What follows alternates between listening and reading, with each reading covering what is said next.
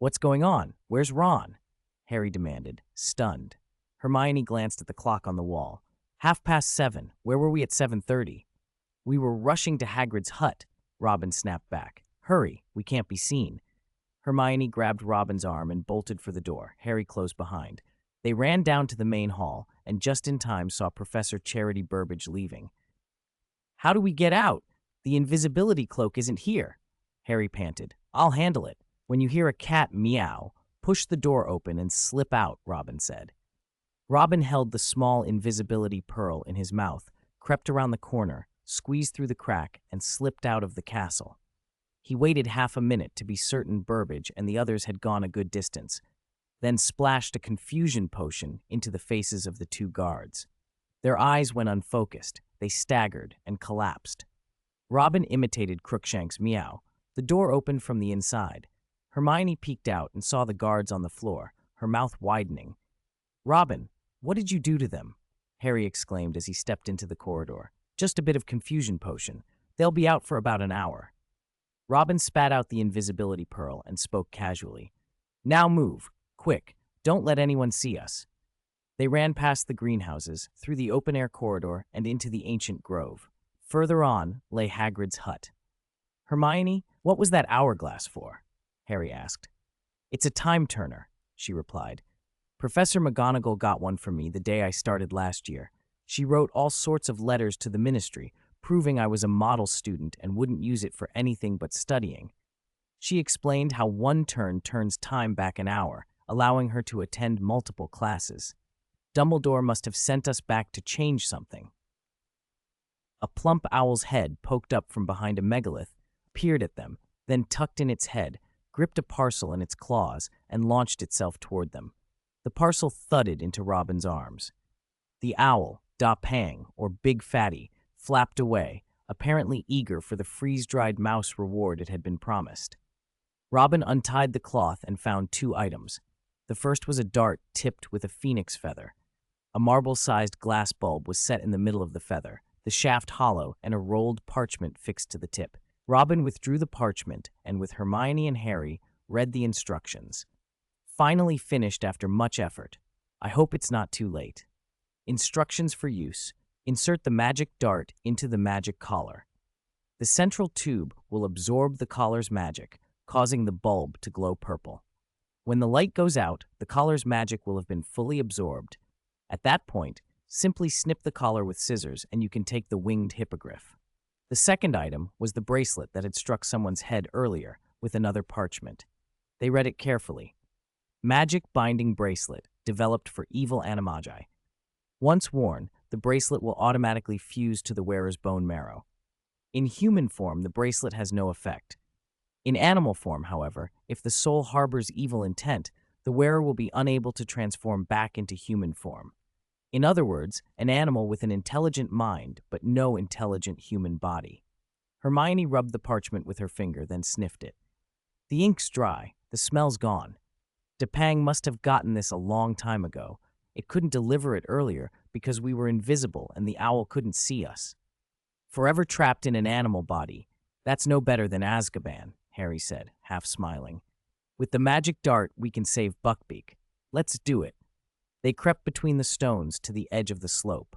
From there, they could see Hagrid's hut, the pumpkin patch, and Buckbeak lying among the pumpkins, the magic collar, and an iron chain visible around his neck. Hagrid had opened the door and gone back inside. Dumbledore said if we succeed, we'll save more than one innocent life, Hermione breathed.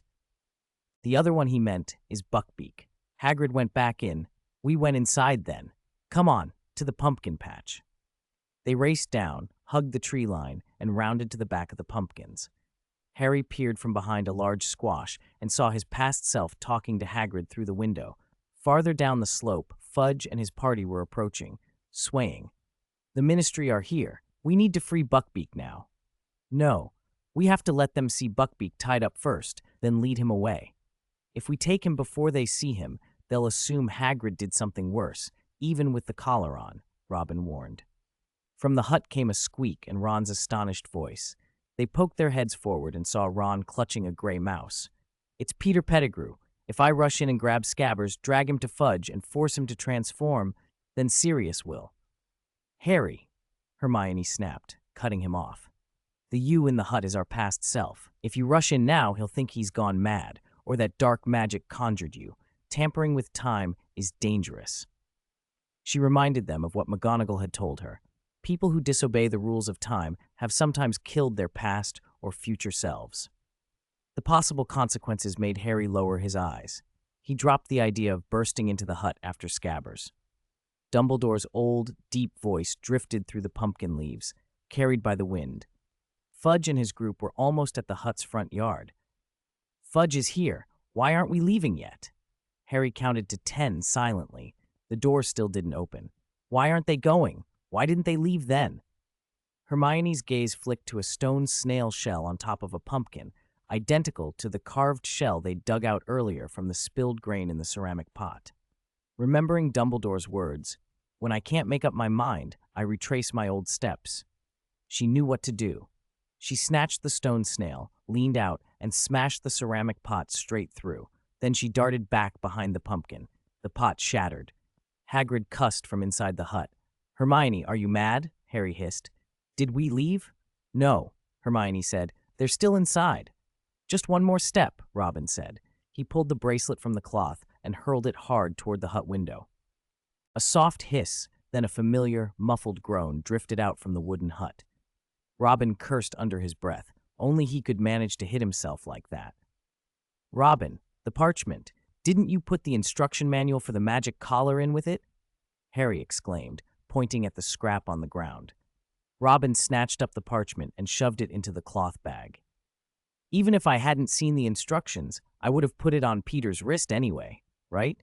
he muttered. Harry remembered the events at the Shrieking Shack and nodded. A firm knock sounded at the door. "Coming," Hagrid's voice called. Hermione craned her neck and saw Hagrid, Fudge, Dumbledore, and others talking at the front doorway, and the back door being pushed open.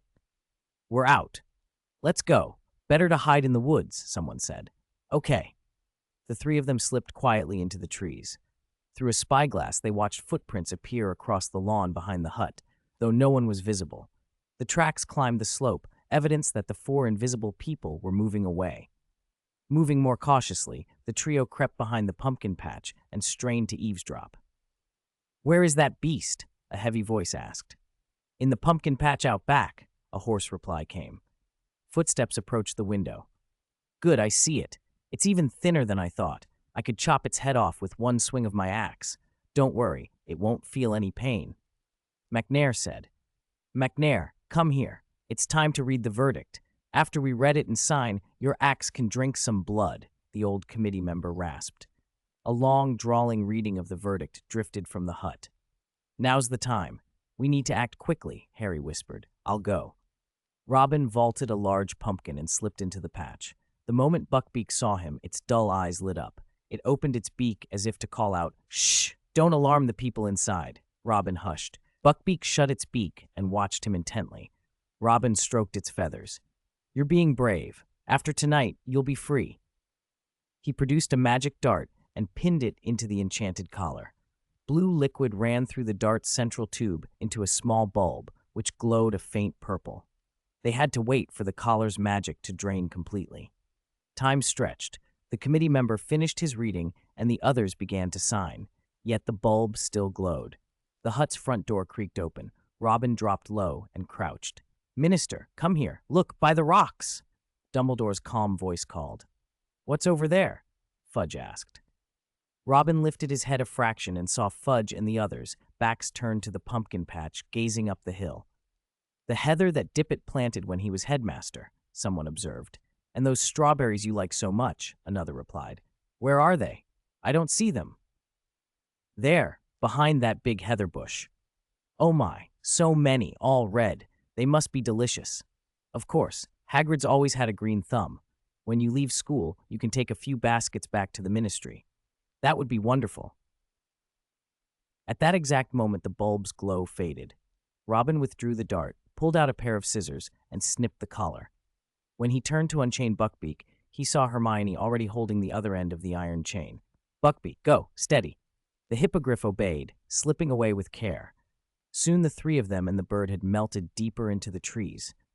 Where is it? It was right here. McNair's angry voice sliced through the bushes. It's incredible. Just minutes ago, Buckbeak was in the pumpkin patch, Hagrid said sheepishly. Look, someone cut the magic collar and left it on a pumpkin leaf. Clearly a thief released the beast, Fudge guessed. I swear I didn't do it, Hagrid protested, puffing his chest out under McNair's suspicious stare. Dumbledore's voice boomed from the doorway. No one is suggesting it's Hagrid. He's been with us the whole time, and the collar would explode when cut. McNair, send people to search the whole area, including... Minister, if we're truly searching, we should search the sky. It has huge wings, doesn't it? Hagrid, I'd like a good cup of tea now, or a large glass of brandy, Fudge interrupted. Okay, I'll brew it, Hagrid answered. As Dumbledore stepped across the threshold, he called, Executioner, your services are not needed here. Thank you. Fudge, come in for a drink. Fudge sighed and followed Dumbledore inside. McNair stalked into the pumpkin patch and, in a fury, heaved his axe and split a large pumpkin in half. No, Hagrid cried, rushing past him to shove the executioner away. My pumpkin. I worked so hard to grow it this big. I was going to hollow it for a Halloween lantern or slice it for soup for the students. Is a broken pumpkin worth all this fuss? McNair sneered. What would you know? Hagrid began, but the argument fizzled. McNair stomped off. The creaking voice of the committee veteran hobbled after him. Hagrid went inside to make tea. The wooden door banged shut, and the night fell silent again. What do we do now? Harry asked softly, looking up at the darkening sky. Take Buckbeak deeper into the woods and hide him, Robin suggested. They led Buckbeak farther in until it was completely dark, then tied it to a thick tree at the edge of a small clearing. Now what? Harry asked, patting the bird's beak. Go save Sirius, Hermione said suddenly. How do we save him? Harry asked. I don't know, Hermione admitted, then sprinted up the slope. Robin and Harry exchanged a look and followed. They crept up and peered through some bushes at the Whomping Willow. Lupin flung a stone at the tree and struck its knot. A moment later, they saw Professor Snape wave his wand and cast a freezing charm on the willow. Hermione whispered, My invisibility cloak, left it at the Whomping Willow. Should I run and fetch it? Harry, remember what I said. You can't be seen. It's too far from here. If you run and meet someone, it will be trouble, Robin warned. All right, Harry agreed. Sit down. We still have a long time before they come out of the Whomping Willow tunnel. Robin produced 3 small cloth cushions, and the 3 of them sat, taking a rare, quiet moment to rest. 263. Upgrade 1 level. Take advantage first. Upgrade 1 level. Take advantage first. Flap, flap. A cloud of bats cut across the clearing, and Buckbeak stamped his forehooves, eagerly enjoying the self-serve feast. He's really happy, Hermione said, watching him catch the bats. Yeah, Harry echoed. There's one thing I've never understood about the Dementors. Why did they let Sirius go? I remember there were hundreds of Dementors around us. Professor Lupin said the Ministry had ordered them to perform the Dementors' kiss the moment they found Sirius, Hermione replied, puzzled. Harry frowned as the memory returned. They weren't going to let him go. They'd taken their hoods off, faces like hollow sockets, with thin, scabbed skins stretched over them. Their mouths were like ragged holes. They were already sucking at Sirius's soul. At that moment, 3 large silver-white shapes came rushing across the lake and chased the Dementors away. Patronuses, Hermione guessed. Who summoned them? Could it have been Professor Lupin? Harry shook his head. It wasn't Professor. I saw them. Maybe it was just a hallucination. I was dizzy. I forced myself to look across the shore and then blacked out. Harry, cut the suspense. What did you see? Hermione pressed. I saw my father, James Potter. And the other 2? There were 3 Patronuses, right? Robin asked, a mischievous grin on his face. After all, his seniority had just gone up a level. He couldn't resist taking advantage. The other 2, one was tall, one short. I couldn't see them clearly. Maybe they were friends my father had. Hermione gave Harry a curious look. I have a guess, but if there's no proof, no one would believe it. She paused, then changed the subject. Do you 2 have your wands? Got them, Robin and Harry said in unison. The talk of Dementors and Patronuses faded. Hermione fell into silent study, reciting exam questions under her breath. Harry kept his eyes fixed on the Whomping Willow, and Robin shooed away the enormous, venomous mosquitoes of the forbidden forest. One bite left a nasty, itchy welt. "Look, there they are," Harry suddenly whispered. The three stood and watched a group of figures emerge from the Whomping Willow tunnel and head toward the castle. Harry's mind drifted to the future Sirius had promised him. A home away from the Dursleys, perhaps the countryside, open skies every day. After years of imprisonment, Sirius must long for the sun. A scream from the willow shattered the thought. Dark clouds scudded away and the full moon flooded the clearing. Lupin transformed, fur and fangs, and lunged. Sirius became a black dog and intercepted him. The dog was thrown aside, flung several meters, but kept going, drawing the werewolf away. Snape suddenly burst forward, shielding the others as the werewolf advanced. The black dog darted in, bit the wolf's lower leg, and danced around him, trying to lead him off. "Let's go," Harry hissed, pushing through the bushes toward where he could see the fight. Robin and Hermione followed closely. They reached a large oak and saw the black dog thrown to the ground nearby. The werewolf lifted the dog and slammed him against a jagged rock. The three figures, Sirius and two others, stood before the boulder as the werewolf moved on all fours, slowly closing the distance. "Oh no, Lupin's going to kill them," Hermione whispered, alarmed. A howl split the night beside her. "Robin, what are you doing?" Harry demanded. "Saving us," Robin said and cupped his hands around his mouth, howling in a perfect wolf's cry. Hermione and Harry joined in, imitating the howl. Rustling branches answered. The werewolf abandoned the dog and charged through the undergrowth toward the three howling figures. "Robin, was luring Lupin to us part of your plan too?" Harry asked incredulously. "No, you won't let me use my wand, so we had to run. Run fast," Robin panted. He grabbed Hermione, swung her behind him, and ran, Harry close at his heels. Leaves and branches whipped past as the chase closed in. Harry tripped over a protruding root. Robin hauled him up and shoved them both with Hermione behind a broad tree trunk. The werewolf halted and sniffed the air. The three pressed themselves against the bark, breath coming in shallow gasps. Then, snap, the dry crack of a twig. The werewolf's hairy head snapped up and its eyes fixed on them. It rose on its hind legs, let out a keening howl, and swung sharp claws for Hermione's back. Robin shoved her behind him and drew his ebony wand. A whirl of spells flashed through his head. Freezing charms, fire-making charms, full-body bind curses, rapid as a slideshow. Before he could decide, a huge shadow swept over them, and the wolf yelped in pain. Hermione peered cautiously over Robin's shoulder. Buckbeak towered above them, wings spread, beak raised to the werewolf, roaring. In the animal world, size and ferocity decide battles. The werewolf retreated. Buckbeak turned and looked at them as if seeking praise. "That was terrifying," Hermione whispered, still trembling, clinging to Robin. Harry exhaled helplessly. "Poor Professor Lupin tonight." A cold wind rose, moonlight dimmed, and the forbidden forest seemed to close in.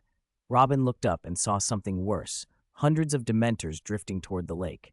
"Sirius! Quick! We have to go!" he cried. They sprinted to the water as fast as they could. There was no one on their shore. On the opposite bank, dementors were assembling.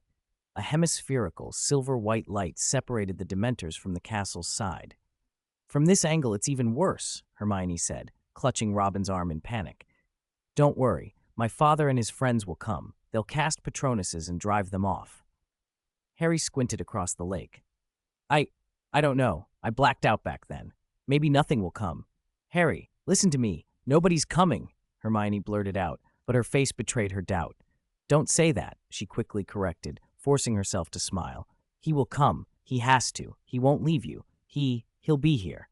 Harry pointed to a flat boulder, and beyond it a faint blue glow began to rise.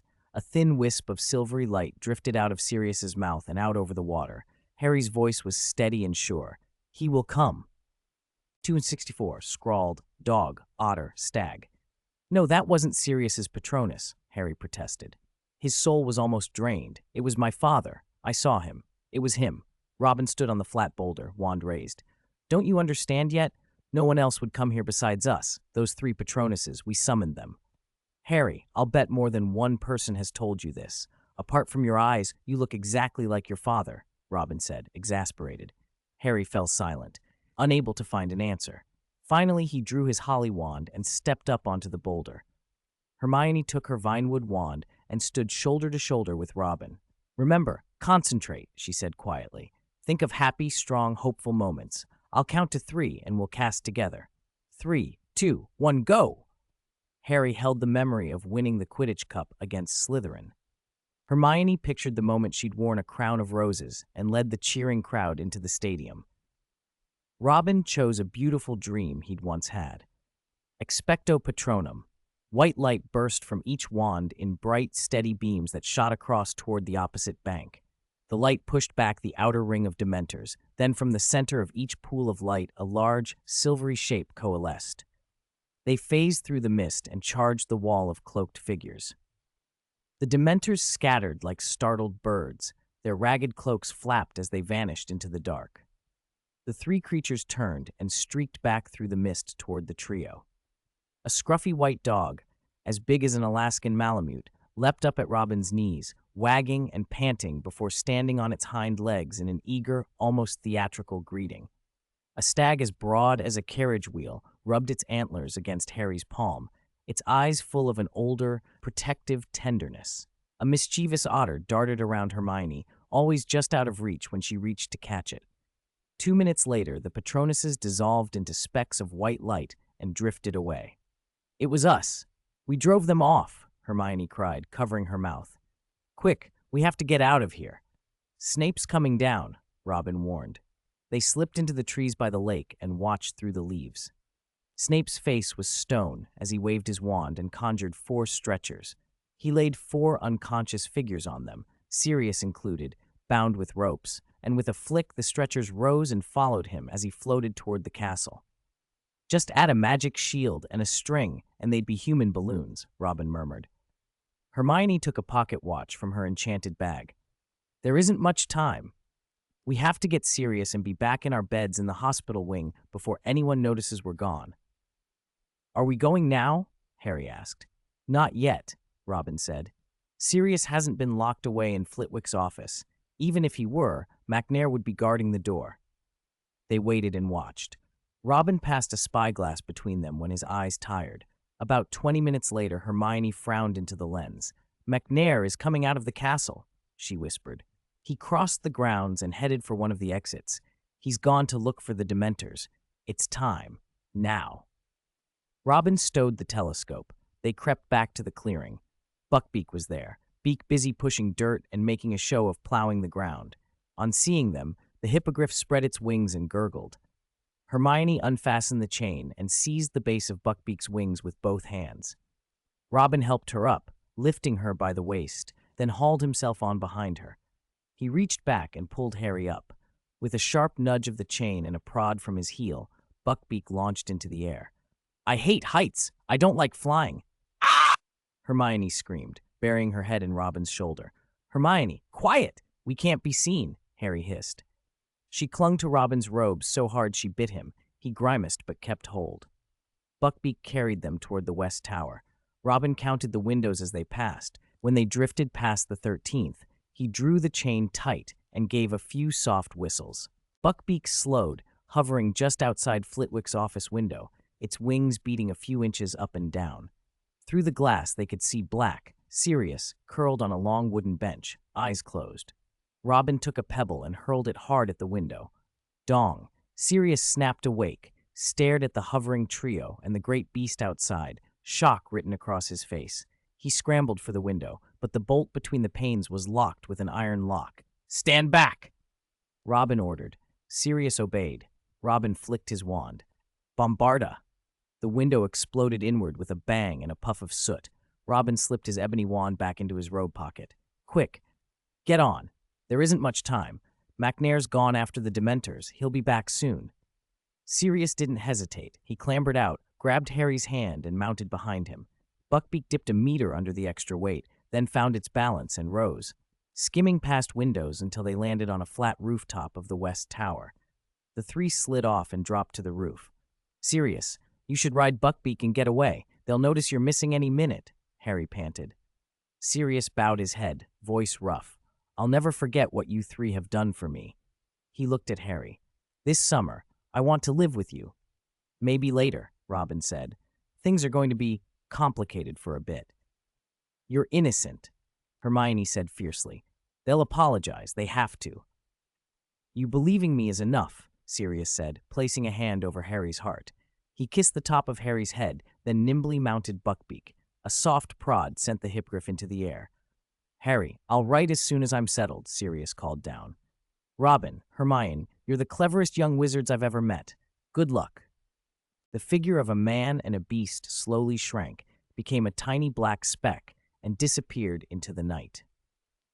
Hermione pulled out her pocket watch, checked the hands, and shouted, "It's 10 minutes to 10:30. We have to get back to the ward before Dumbledore locks up."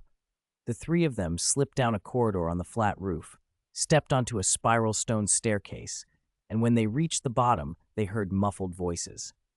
To avoid being seen, they ducked into a nearby broom cupboard. Minister, when will the Dementor's kiss be carried out? Soon.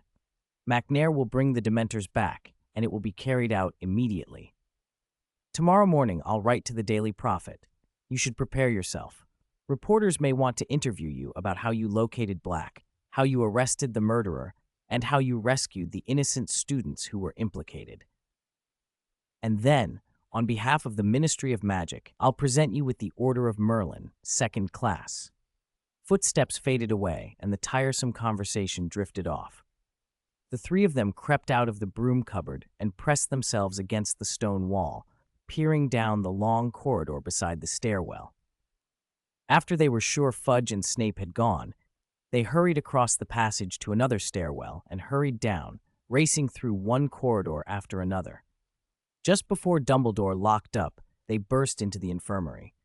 Dumbledore turned and stared at the three panting figures. "What's the matter? He's free," Harry blurted. "We did it." Hermione exclaimed. "Did what? I don't understand. Get in quickly. I'm about to lock the door." "All right." Robin shoved the door open and pulled Harry and Hermione, who were still talking, into the ward.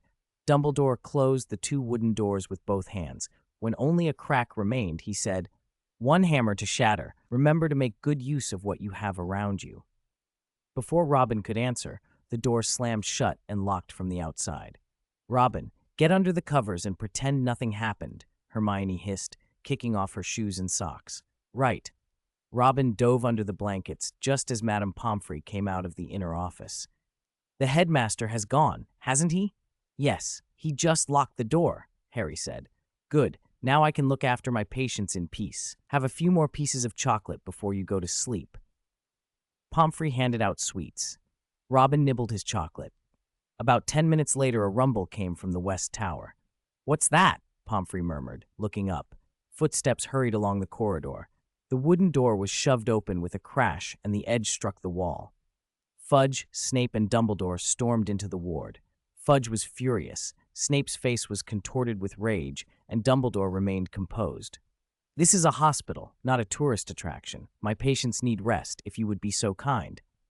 Snape pushed past Madame Pomfrey and stalked over to the trio's beds.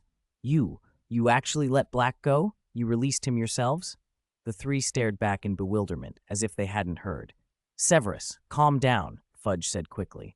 "These young wizards are injured. They haven't the strength to do something that big." "Minister, you don't know them. They did it." "I know they did." Snape's eyes drilled into them. "Enough, Severus. Calm down. 10 minutes ago, I personally locked this ward. Poppy, after I locked the door, did Lestrange, Potter, and Granger leave?" Poppy Pomfrey's brow knitted. "No one went out." "I heard the lock click. I came out of the inner office, handed out chocolate, and stayed in the ward the whole time, watching them eat it. I would have given every piece of the hospital's chocolate to 100 Dementors if I could." "No, it's impossible." Snape glared at the three. Dumbledore regarded them kindly. "Severus, third-year students cannot master such advanced magic as a body-splitting charm. We have no reason to disturb their rest any longer." Without another word, Snape spun on his heel, sweeping his robes as he left the ward. He seemed somewhat unhinged. "Not unhinged, disappointed," Dumbledore corrected quietly. "Cornelius, the Dementors have again broken regulations, slipped into Hogwarts, and even tried to harm innocent students. I think they are no longer fit to serve as guards." Fudge nervously twirled his hat. "Yes, this is a disaster. I'll have to send them back to the North Sea tonight." And the Daily Prophet, if Rita gets hold of the story that the ministry caught the murderer and then let him escape, she'll spin it to make us look terrible. No, I'll issue a news blackout and write to my people in London to stall the reporters. Fudge hurried away. Dumbledore smiled at the three of them and followed. Madame Pomfrey shut and locked the ward door and told them to go to sleep. The next morning, by the Black Lake, the four released patients sat beneath a willow, enjoying the cool air. Ron, having heard what had happened the night before, couldn't help but complain. Hermione, that time turner is amazing, and you kept it from us for a year. And why didn't you take me with you last night? I would have. Robin patted Ron's recently healed calf. Never mind that you drank a calming draught and were snoring like thunder. If you had hobbled along on an injured leg, in a pinch, would we have saved you or Sirius? I wasn't going to hold you back. My leg was better after the potion. So where has Sirius gone off to with Buckbeak? I don't know. He promised he'd write once he'd settled. I think they probably flew south, as far away from the North Sea as possible. They were still speculating when Hagrid came up the path carrying a bucket of small fish. Hello, he said. Lovely day. The sun's out, and it's not too warm. Rare day, that. But, saw the mess. Ministry caught Black, then let him go. Bad luck. But I've got good news, too. Guess what? What is it? They chorused, feigning curiosity. Buckbeak got away. Must have been Kenzio. I wrote to him asking where he took Buckbeak, and he wouldn't admit to taking him. Honestly, I'm a bit worried Buckbeak might get into trouble and be caught again, Hagrid said. I heard Kenzio has connections with people who live permanently in the Scottish Highlands. It's vast up there. Buckbeak can fly wherever he likes. Really? That's brilliant, they said. Oh, one more thing. Professor Lupin, the Defense Against the Dark Arts teacher, Snape announced at breakfast that Lupin's a werewolf. Robin's face folded into a wry expression. Blatant retaliation. Blatant. 266. Lupin resigns and farewells at the station. Lupin's probably packing his things right now. Hagrid unbuttoned his jacket and let the breeze cool him. At this time of year, most people weren't wearing heavy coats. Why? Hermione asked, surprised. He resigned. He handed in his letter this morning. He didn't want to make Professor Dumbledore's life harder. No parent wants a man who turns into a werewolf on full moons teaching their children. That's not fair. Professor Lupin is the best Defense Against the Dark Arts teacher we've ever had. We have to go see him. The four said goodbye to Hagrid, crossed the lawn, and went back to the castle. They raced up to the third floor and knocked at Lupin's wooden door. Thump, thump. The door's unlocked. Come in. Creak. They pushed the door open. Most of the room was already packed. The wheeled coat rack was gone. The Grindylow tank was empty, and an open trunk sat nearby, filled with patched robes and battered trinkets. Ah, I see you've arrived, Lupin said, tapping the Marauder's map spread on his desk. Hagrid told us you were resigning, leaving the school? Harry asked. Yes. Lupin waved his wand, and the desk drawer popped open. The things inside flew into the big trunk beside it. Why? Did the Ministry think you helped Sirius escape? Hermione asked. No, I was a werewolf by then. Could barely save myself, let alone anyone else. Dumbledore had to go to a lot of trouble convincing Fudge that I'd gone to the Shrieking Shack to help you, Lupin went on. Sirius escaped. The Order of Merlin, second-class badge has gone missing, and Snape is furious. In his anger at breakfast today, he let it slip. He exposed my being a werewolf. Tomorrow morning, the Great Hall will be full of complaints. Parents will send 1,000 letters. Don't look at me like that. I just lost my job. It's not the worst thing I've survived. But Professor Dumbledore, Harry, Dumbledore has risked enough for me, and people like me, well, we're used to wandering. As he spoke, he waved his wand again. The books on the shelves lifted and flew into the trunk, and all the open trunks in the room snapped shut and locked themselves. They rose, flew to the door, and were neatly stacked beside it. Seeing tears well up in Harry's eyes, Lupin said, It's not like we're parting at the point of death. No need to be so sad. We worked so hard and it still feels like it didn't clear Sirius. It seems pointless, Harry said. How can you think that? You found out the truth of what happened that year, and you saved at least one innocent life. That's not meaningless. What makes me proud is how much you've all grown this year. Now that I'm not a teacher, I don't have the excuse to hold on to the Marauder's map, which was made for mischief, he added with a small smile. And this, I found it by the Whomping Willow at dawn. It's time to say goodbye. He handed the Marauder's map and the invisibility cloak to Harry, picked up his small leather bag, and walked out the door. His other luggage would be sent on later. Lupin was gone. At Hogwarts, only a few people knew the truth about Buckbeak and Sirius's escape: Harry, Hermione, Ron, Robin, and Dumbledore. Malfoy was convinced that Hagrid had hired thugs to break the magical collar and spirit Buckbeak away. He and his father were annoyed at being made fools of by a gamekeeper. Percy, who would graduate in a few days, puffed himself up and declared that once he started at the Ministry, he would push through reforms, so this could never happen again. Fred and George, ever the opportunists, were spinning stories about Black's escape to attract attention and doing market research, promising big things in the second half of the year. On the last day of term, the exam results were announced. Robin had taken first place in the year by a single point. Hermione sulked all day, blaming that 1 point on one charms class she'd missed, even though her score on the practical part of the charms exam had been the same as Robin's. Robin eventually pulled her into an empty classroom and, after much coaxing, settled her down. Harry and Ron passed all their exams. Percy did very well on his NETs and made the Weasleys proud, and Fred and George got respectable OWL results.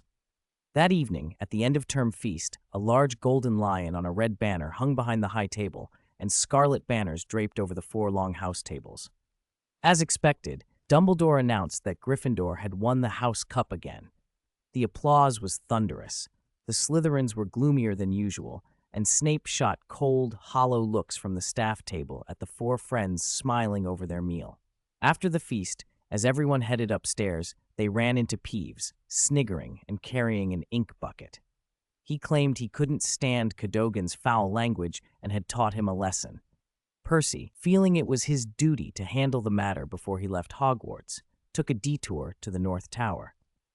He returned splattered with ink and said there were still stubborn ink marks on picture frames and stone walls he hadn't been able to clean off. He planned to find Professor McGonagall first thing in the morning. On the day of departure, Robin went to the station to see Hermione, Harry, and Ron off. The train hadn't come yet, so the 4 of them slipped away from the crowd to chat. "Ugh, this year has worn me out," Hermione said. "I dropped Muggle studies and handed in the time turner to Professor McGonagall. It's about time," she added with relief. "Taking so many classes, even with the time turner, you have enough hours, but not enough energy." Robin nodded. "There's the Quidditch World Cup this summer. My dad said he could get a few tickets. We should go together." "Sounds great," Ron said. "Wood told me he got an invitation from Puddlemere United, so we might run into him." "I'd like that," Harry said. "What about you two?" "Watching the Cup beats a vacation in Europe," Robin said. "I'm not sure I'll have time," Hermione admitted. "If I do, I'll have Da Pang. Big Fatty, get in touch." "All right, it's settled then." A small gray owl fluttered down onto Harry's shoulder, bearing an envelope far too large for it. It wobbled comically. Harry caught the letter before it could fall. There was no sender's name on the envelope, but an eagle feather and a horsehair were drawn on it. "It's from Sirius. Come on, let's read it together." Harry broke the seal and pulled out the letter. Robin moved behind him and leaned in to read over his shoulder. 267.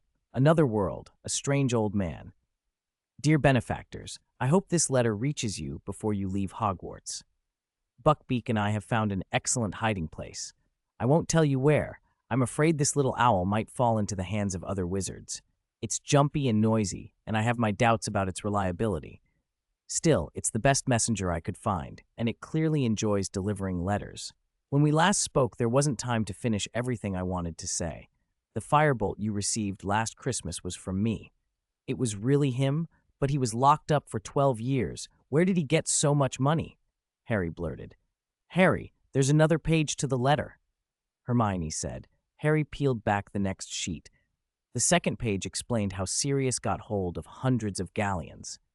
Harry, the letter read, you are my godson, and you have the right to access my vault. So I forged your signature and had Crookshanks send a withdrawal and shopping order to Gringotts in London by owl post. The goblins will open Vault 711, withdraw some galleons, and buy a firebolt to send to you at Hogwarts. Of course, Gringotts will charge a 10% service fee. One more thing, the letter went on. I owe you an apology. Last August, I sneaked to Privet Drive to watch you from afar. I didn't mean to scare you. I'd planned to walk out of the alley, wag my tail, and roll over like a common dog to show I meant no harm, but then the night bus arrived, and I had to bolt. The third page is a permission form with my signature. Next semester, give it to Dumbledore and you'll be allowed to visit Hogsmeade openly with the other students. If you want to talk to me, send a letter via Hedwig. I think she can find me. Ron, Madame Pomfrey should have fixed your leg by now. I'm sorry I caused you to lose your pet. If you'd like, you can adopt this little owl. It's quite cute when it's not squawking. Harry tore off the final page and read the signed permission form. A smile he couldn't suppress spread across his face. Adopt it? Ron said doubtfully, eyeing the hamster-sized owl hopping around and pecking in the dirt. He crouched, scooped it up, and tucked it into Crookshank's bamboo cage. Hey, big guy, you don't mind this little fellow, do you? Crookshanks poked his nose through the bars, sniffed a couple of times, and then flopped back down to sleep. Not interested? Good, then it's mine. I'll call it Ju Weiqiang. Robin, not great. Little Pig is its ultimate destiny. Choo-choo. The train eased into the station. The four of them gathered their trunks and hurried along the platform. Before she boarded, Hermione gave Robin a big hug and a quick kiss. After Ron settled into his compartment, he poked his head out the window to remind Robin about the Quidditch World Cup. The train puffed steam, its wheels clattering, rounded a bend, and vanished. Robin returned to the castle by the same secret route to avoid prying eyes. He slid through the tunnel beneath the Whomping Willow and crouched as he went. Halfway in, his shoe crushed something dry and brittle, a hard clod of earth that snapped with a crack. The idea that came to him then burned like a dropped torch in autumn grass. The flame grew until it itched in his hands. He remembered Dumbledore's words, the strange objects he'd found, a hammer and a black shard. He fished the hammer and the black shard from his pocket, gripped the hammer tightly, and smashed it against the black shard. The shard exploded with a crack. Faint orange-red light leaked from the fractures, and a strong suction force pulled at him. Before he could think, the world tilted and yanked him through the glassy fragments.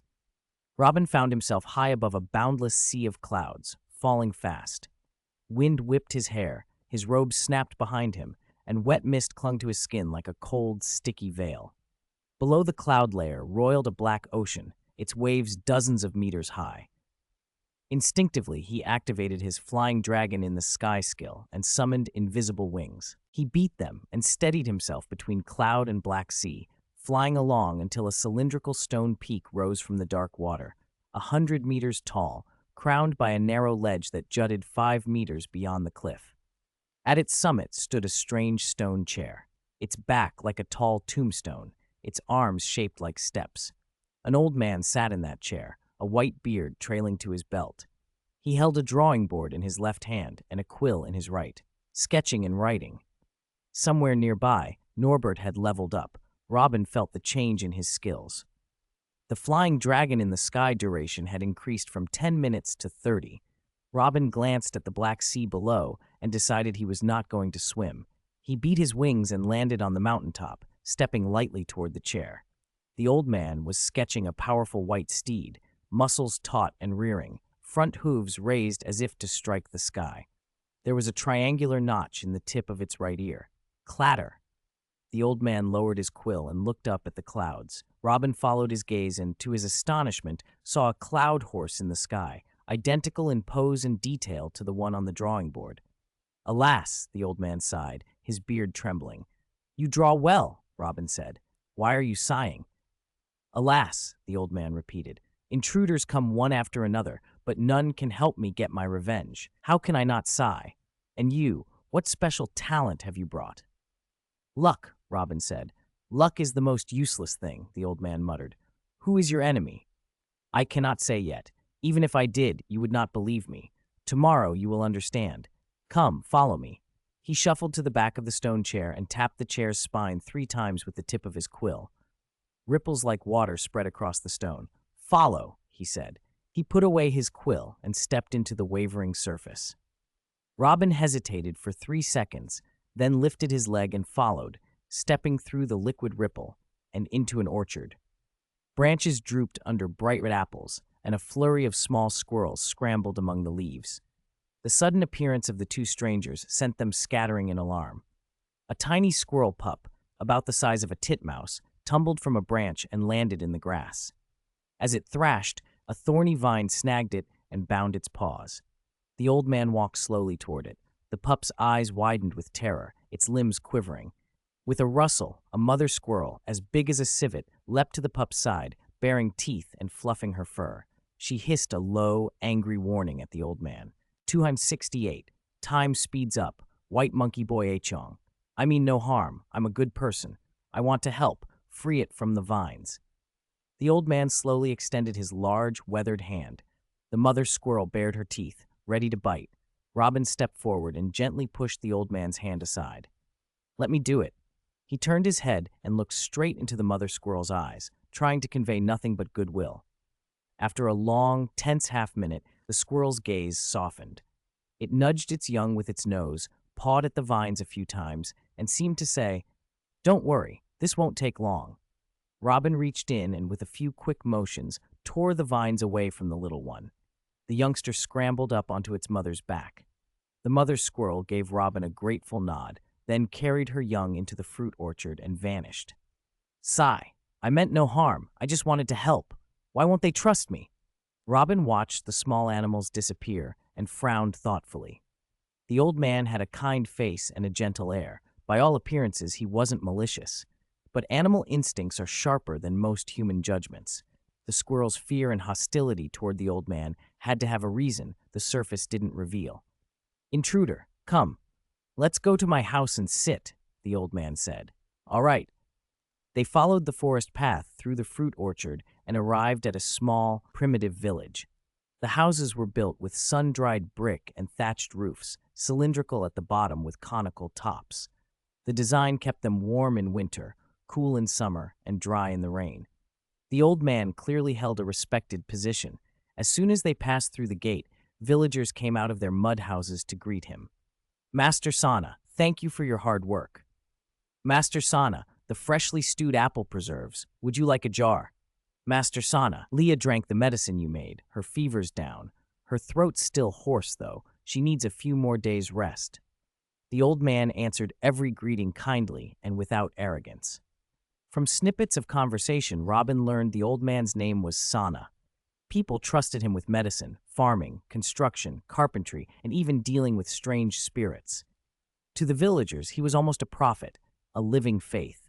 A few small children, no taller than an adult's thigh, were less reverent and hid shyly, but otherwise everyone treated him with deep respect.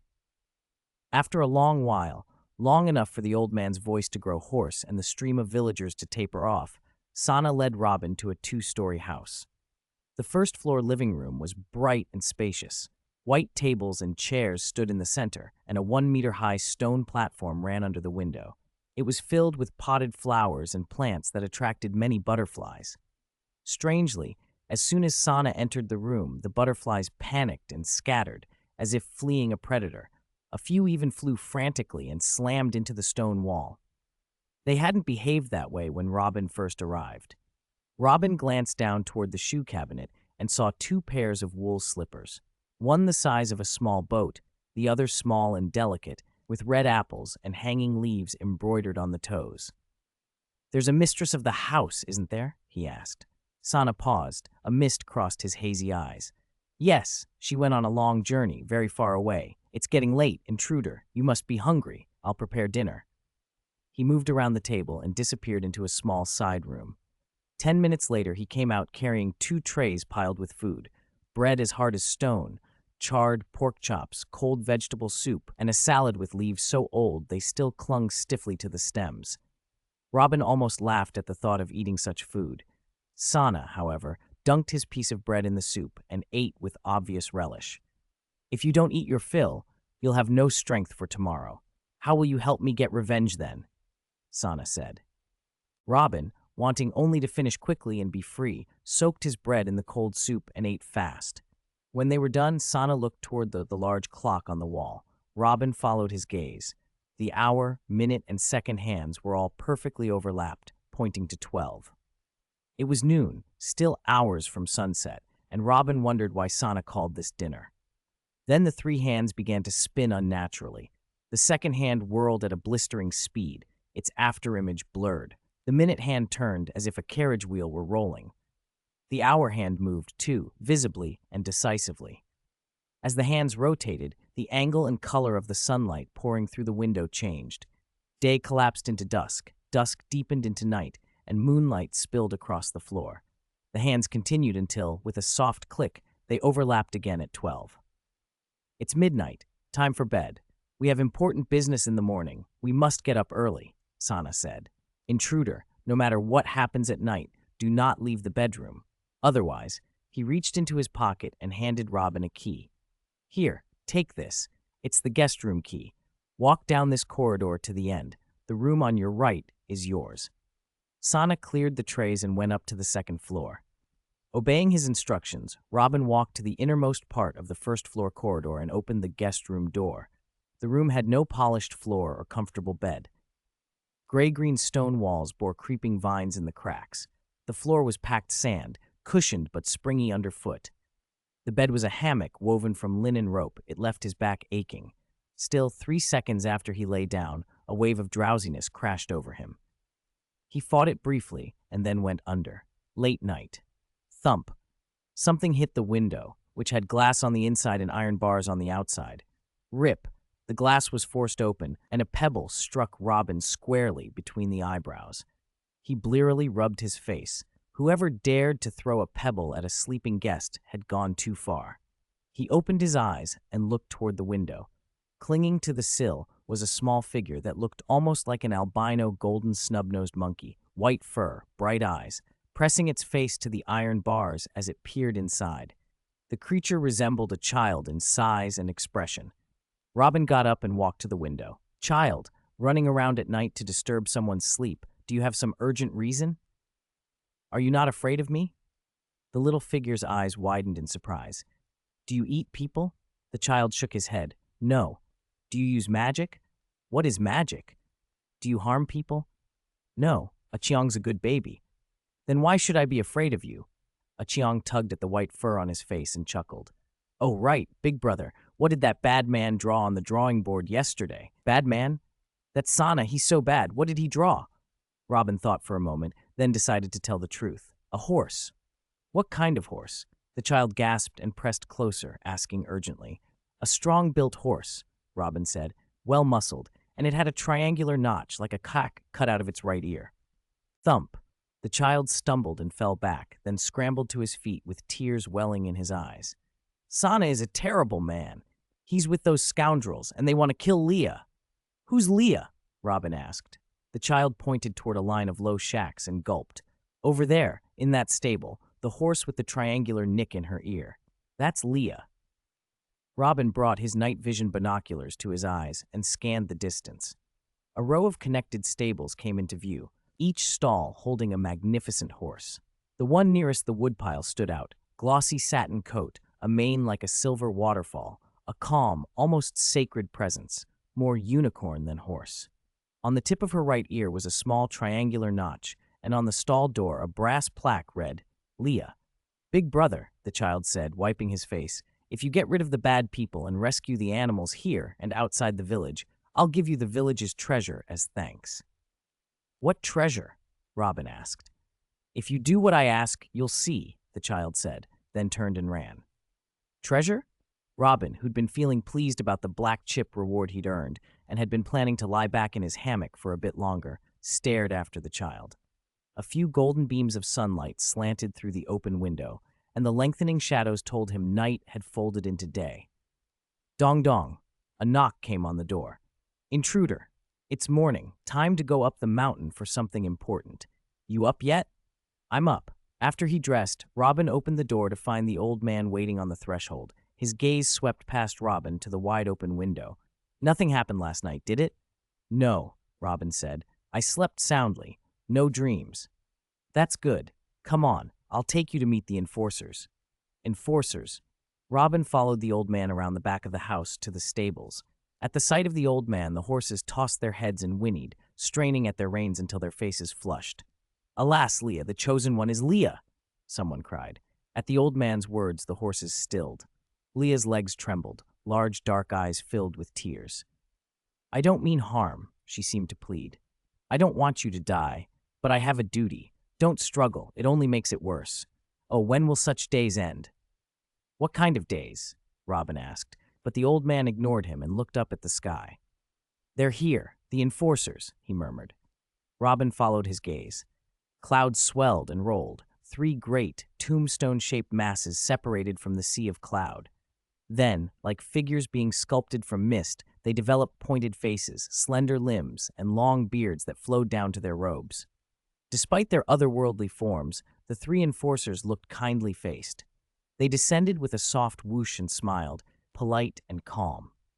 The old man returned the greeting with an enthusiasm Robin felt was not genuine, like a smile stretched over something raw and grieving. The enforcers opened the stall next to the woodpile and untied Leah's reins. She did not resist. She walked forward with tears as they led her past mud houses and through the tribal gate. Parents pushed 3 small children ahead to stand before the old man. A red-haired, blue-eyed girl clutching her skirt, a brown-haired, green-eyed boy peering up curiously, and a white-haired, white-eyed child whose pockets bulged with something. Everyone's here. Let's go, the old man said, and led them into the apple orchard. Squirrels chattered and scattered at their approach. Some glanced back at Leah with sorrow, some glared at the old man. The old man's head bowed lower and lower as they walked, whether in shame or in something else, Robin couldn't tell. They reached a clearing. The old man stamped his foot 3 times in the center. A tall stone tablet rose from nothing. He tapped the tablet 3 times with the tip of his pen, and concentric ripples ran across its surface. One by one, the old man, the enforcers, Leah, and the 2 children stepped into the rippling stone. Big brother, don't forget our deal. You get rid of the wicked, and I'll give you the treasure. The red-haired girl called in a small voice as she stepped onto the tablet. Robin raised an eyebrow and stepped into the ripples too. When he opened his eyes again, he was on top of the columnar stone mountain, standing behind the backrest of a strange stone chair. The old man sat on the chair. The 3 children stood in a line to its right. Leah stood at the very edge of the suspended platform, trembling, with the 3 enforcers behind her, whips coiled in their hands. Intruder, stand to the left of the stone chair, the old man instructed. Robin took his place. The enforcers cracked their whips. Leah walked forward, sobbing. Half a meter from the platform's edge, she stopped, refusing to go on.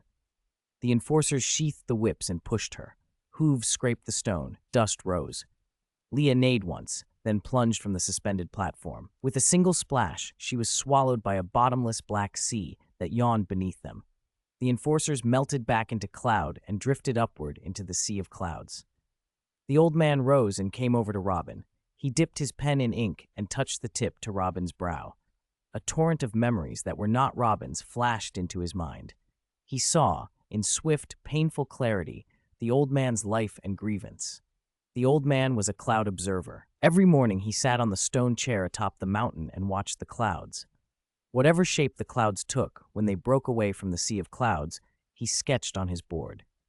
The next day, 3 enforcers would descend and seize the real thing that matched his drawing, then thrust it off the suspended platform. Sacrifice for reward. It was a strict balance. Every afternoon, blessings, seeds, farm tools, herbs, books, meat appeared in the old man's house. He never kept them for himself. He divided them equally among the villagers. That was why he held such a high place in the tribe. He had believed the exchange, a life for the village's needs, was a necessary, fair way to keep the people alive. Until the morning, the clouds split and formed the face of his wife. 270. Use rules skillfully to help you get revenge. After a long internal struggle, the old man, tears in his eyes, drew his wife's likeness on the magic drawing board. The moment he finished, regret washed over him. He tried to wipe the image away with his hand, but the board was enchanted. It allowed drawing, not erasing. The board would only go blank again when whatever corresponded to the drawing had been pushed off the cliff. The next day, the enforcers broke into the villa, seized the old man's wife, and threw her into the Black Sea. The Black Sea was a man-eating demon. Falling in meant no chance of survival and no body ever recovered. His wife's death left the old man hollow with grief and resentment. He finally understood why the animals inside and outside the village had always hated him. Still, the three words, "Cloud Observer," were like an obsession carved into his bones. Observing clouds, drawing, trading favors, and watching the real objects being cast off. Life went on day after day, but the old man's hatred took root, sprouted, and grew into a towering tree inside him. Pitter-patter, a cold drop landed on Robin's nose. He opened his eyes slowly and saw the old man gazing up at the sky with hopeful intensity. "Intruder," the old man said, "you have one chance to decide what shape the converging clouds will take to help me get revenge. If you succeed, you will leave here and move on to the next treasure-hunting stage. If you fail, you will be pushed off the cliff with the object on the drawing board, and your soul will be drawn into the Black Sea, never to find peace." Let me remind you, there are 3 rules in the Cloud Sea world. First, as a cloud observer, whatever pattern I see the split clouds forming, I must draw it on the drawing board. Second, whatever the enforcers see on the drawing board, they will seize the corresponding real object the next day and push it off the cliff. Third, only when the object has been pushed down will the drawing board become blank again, allowing me to observe new clouds and draw. Intruder, you have 5 minutes to decide. He returned to the stone chair and sat. Robin looked across the churning cloud sea and thought hard. To obtain the primitive tribe's treasure, he had to fulfill the little boy's wish. The villain Acheong had named Sana, the cloud observer, as the target. Should he have the clouds form the old man's likeness? That would win the treasure, but his soul would be trapped in the Black Sea forever. Fortune without a life to enjoy it was worthless. If he had the clouds form the enforcers' likenesses and they fell into the sea, would that ease the old man's hatred? Death was not the best punishment. Eternal despair and sorrow would be far worse. Besides, previous intruders must have tried that. Clatter. The drawing board struck the stone armrest, interrupting Robin's thoughts. "Intruder, time's up. Have you decided?" the old man asked, eyes full of sorrow as if he'd already concluded the stranger could not help him. Robin's gaze caught the cloud sea splitting, and an idea struck. He seized it and spoke calmly. "I've decided." The old man took a metal pocket watch from his robe. The hour hand pointed to 8, the minute hand to 12, and conveniently, the second hand to 12. He closed the watch, placed the drawing board on his lap, and lifted a quill. "Where is it? Where's the pattern?" he asked, squinting into the sky. Robin pointed. The old man turned his head, eyes narrowing. "Where? I don't see anything." Robin looked at him and thought the old man might do well with a pair of glasses. "There, do you see it?" The old man shook his head. "No, just clouds. You already gave the answer." The old man blinked, then stared at Robin in astonishment. "Clouds? You want the clouds to form clouds?" "Yes, exactly." The old man's shock rippled into confusion, then understanding, then surprise, and finally elation. As the enforcers of this world, to be given a task that can never be completed, then their remaining lives will be plunged into endless torment. It's a fitting punishment. "And with the exchange of real objects for favors ending today," he continued, voice trembling, "the shackles called Cloud Observer that have bound me for decades can finally be removed. My heart is at ease now, intruder. You have succeeded. You have eased the hatred in my heart." He sighed deeply, then dipped the quill and quickly drew 3 white clouds on the board. He took the watch, spun the magnetic needle with his fingertip, and time accelerated. The cloud sea surged faster. Waves on the Black Sea grew, shadows shortened abruptly, the surroundings brightened and then dimmed as the afterglow faded. Cool moonlight spilled over the mountaintop, then a faint yoke rose from the distant sea. The sun climbed and golden orange light bathed them again. Clatter. The old man closed the watch, looked at the now normal churning clouds, and murmured, "It's 7 o'clock. They should be appearing." Robin watched the sky. The split cloud sea formed dozens of small clouds that converged into 3 large gravestone-shaped masses. Then the gravestones grew pencil-like heads, slender limbs, and long beards that draped over robes. The enforcers landed on the mountaintop and greeted the old man with smiles. When they saw the drawing board, their kind faces turned feral, and their eyes seemed to want to tear the old man apart. "Old fellows," Robin said, "don't look at me like that. I, the intruder, and the execution observers, the three little radish heads, have not violated the three great rules of the cloud world. A reminder, before 8 o'clock you must seize the clouds and push them into the Black Sea. Otherwise the drawing board won't clear. The cloud observer cannot draw, and the exchange cannot happen." "How dare you?" one enforcer bellowed. "You're tricking us, exploiting a loophole in the rules. Sana, you'll pay for this foolishness." The old man sat tall on the stone chair, unafraid. He had been bound by the three great rules most of his life and knew how to use them to protect himself. The enforcers glared, then hovered a little below the cloud sea. They reached out to grasp their targets, but their hands passed through. All they caught was a thin, almost imperceptible mist on their palms, nothing substantial. They circled the clouds, lips moving as if trying to coax or command them. But would unconscious, unintelligent clouds listen? A moment later, the enforcers fell silent. They spread their palms and fanned the air downward. The cloud obeyed, drifting down about a meter, then suddenly surged up 2 meters. The enforcers grew anxious, waving their hands wildly to force the cloud apart into a white mist, but within 10 seconds the mist condensed back into a cloud. The old man seemed bored with the spectacle. He stopped watching the sky and instead stared at the pocket watch in his hand. Tick, tock, tick, tock. Time crawled forward. When the hour hand pointed to 8 and both the minute and second hands were at 12, he snapped the watch shut and looked up at the enforcers. The old man glared at them, and the enforcers drifted into the sea of clouds and vanished. "It's over. It's finally over." He wiped away tears, stood, and walked over to Robin. He shoved the quill, the drawing board, and the pocket watch into Robin's arms. "Intruder, these items, the quill and the drawing board, will no longer be bound to the enforcers or to the rules of the cloud world once you leave. They will become an ordinary drawing set. The user may draw whatever they see." He held up the watch. "This pocket watch contains 13 that accelerates time, but it can only be used in certain worlds. The enforcers have been punished. My resentment is gone. They will never be able to catch the clouds again. So no new patterns will emerge beneath the sea of clouds, and no new physical objects will be pushed down into the Black Sea. By the same token, the cloud world no longer needs a cloud watcher. I am free now. I can go be with her." He hesitated. "I've been late for so long. She will surely blame me. No, she is kind. She believes everything is arranged by the god of fate. She won't blame anyone."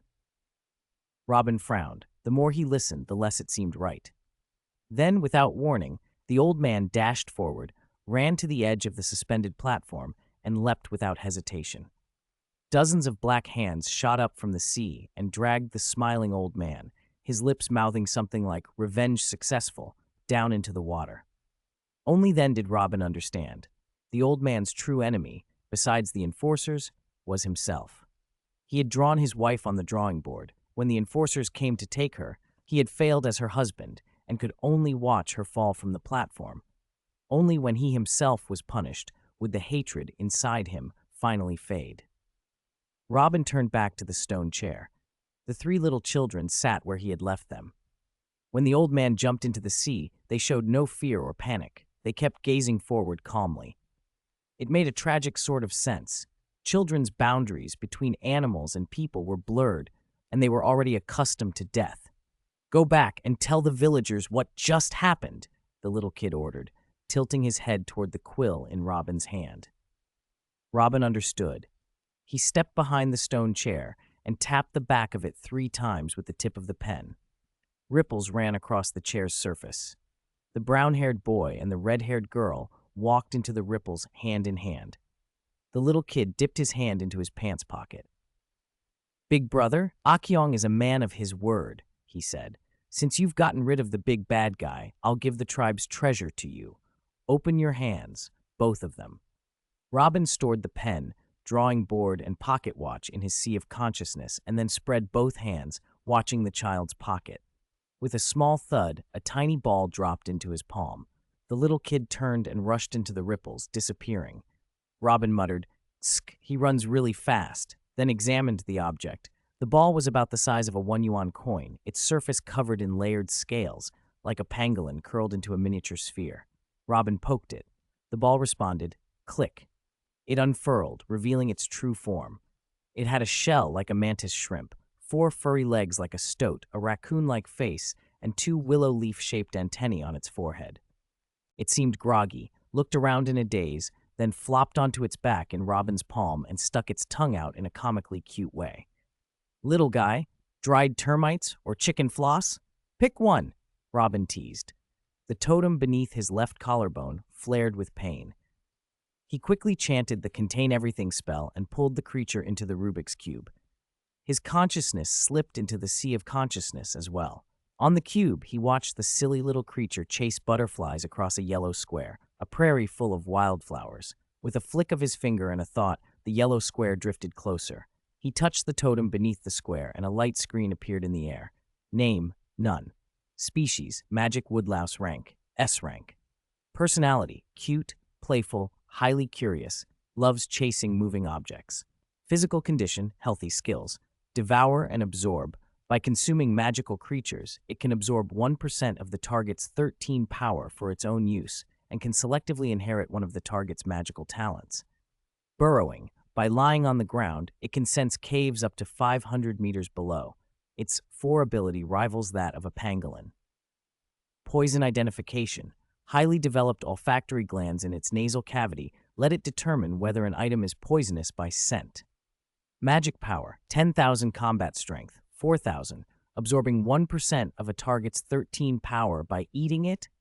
Robin thought. The creature was the size of a coin. How much could it possibly take in? He named it Xiao Shigua and flicked the square back into place. His consciousness withdrew from the sea of consciousness. When he opened his eyes, a white wooden door stood before him, an envelope tied to the doorknob. Robin tore the seal, took out the letter, and read, "Explorer, congratulations on successfully passing the first trial. Go through this door to enter the second stage. A reminder, the key to passing the next stage is to find a water source. Bring the magic woodlouse. It can help you." Robin tucked the envelope away and chanted a spell to release Xiao Shigua. The little thing spun around a few times, then grabbed his sleeve and clambered up onto his shoulder. "Shed off," it said in a soft, slightly waxy voice with a strange accent. "Set off," rendered oddly. "Hold on tight, Xiao Shigua," Robin said. He turned the doorknob and pushed. Heat hit him like an oven. The sunlight stung his skin. He shielded his brow and squinted. Ahead stretched a gobi-like desert, crusted, sun-baked soil that was soft on top and hard underneath. A few steps left dust clinging to his trouser legs and the hem of his robe. In the distance, an endless birch forest rose, its edge dotted with sparse vegetation, tumbleweeds, sea buckthorn, cacti. 272, Gobi Desert. Entering the birch forest. Robin approached several shrubs and noticed peck marks on the orange berries. The loose soil beneath the trees was covered in bird droppings, both dry and fresh. Grass, forest, and birds formed a small ecosystem, a clear sign that water was nearby. Suddenly, Xiao Shigua curled into a ball and bounced onto the loose soil. It scurried to a small mound 3 meters from Robin's heel, bared its claws, and began digging frantically with both paws. A moment later, termites poured out of the burrow as if fleeing for their lives. Xiao Shigua stuck out its tongue and nimbly licked them up. 20 minutes later, the little fellow's belly was round and full. It stood on its hind legs and reached out its front paws toward its master, asking for a hug. Robin bent down and scooped it into his palm. After Xiao Shigua nuzzled his finger in thanks, it yawned and curled back into a ball. "I underestimated the devouring absorption skill," Robin murmured as he weighed the creature in his hand. After a single termite nest, its size had grown from a coin to ping-pong ball-sized, and its weight had tripled. Becoming a useful asset suddenly didn't seem so far off. Robin tucked the little ball into his pocket and headed into the birch forest. The trees varied wildly in thickness. Some were so large that 3 people holding hands couldn't encircle them, while others were no thicker than a pinky. The branches were bare and streaked with black, and the ground was thick with dry leaves that crunched underfoot. As he walked, he had the uneasy sensation of being watched. Even when he swept a withered branch through a thick patch of leaves, he could find no living creature. He stopped and looked around more carefully. Fallen leaves provided shade by day, warmth by night, and could even be eaten when starving. How could such a perfect habitat lack insects? Only one answer made sense. Something terrifying lived here that scared everything off. At that moment, Xiao Shigua woke in his pocket, poked its head out, and blinked at the rows of black markings on the trees. Its eyes widened. It slid down the fabric and scampered across the leaf litter to a small birch, scrambled up about a meter, and bit into one of the black knots. The knot fluttered and moved. Only then did Robin realize it wasn't a knot at all, but a camouflaged moth. After about 10 seconds, it stilled. Xiao Shigua spat out the moth's head and climbed on. Robin looked more closely. The trunks, limbs, and twigs were covered in black spots. If those were all moths, things could get dangerous. A single moth was harmless, but thousands attacking together would be a real threat. He needed to get out of there. While scanning the trees, he noticed the trunks to the west had a more uniform thickness, which suggested slightly richer soil in that direction. That was likely where the water source lay. Xiao Shigua, stop eating! Come down! Hoba! Xiao Shigua spat another moth head out and reluctantly climbed into his palm. As Robin turned to leave, the ground shook violently. Leaves and trunks quivered, and the startled moths took to the air, swarming. Their irregular wings glittered with scales, two long, thin antennae sprouted from their heads, and massive mandibles framed their mouths. They were aggressive. If two bumped into each other, they'd fight to the death, and the loser would be torn apart and instantly combust into ash that drifted to the ground. From behind came a rising hiss. Hundreds of moths formed a phalanx and charged, a hostile cloud pushing toward him. Robin thrust his palm upward and condensed 3 balls of blue fire, flinging them at the swarm. The moths didn't flinch. They absorbed the flames into their bodies. Their eyes glowed red, and tiny 2-centimeter flames burned along the edges of their wings. Robin flicked his wrist and summoned a water dragon.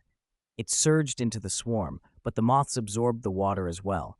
Their eyes went pale, their antennae straightened, and they began shooting jets of water with vicious hissing sounds. Robin stared in disbelief. Relying on Xiao Shigua's iron stomach to clear the swarm would take forever.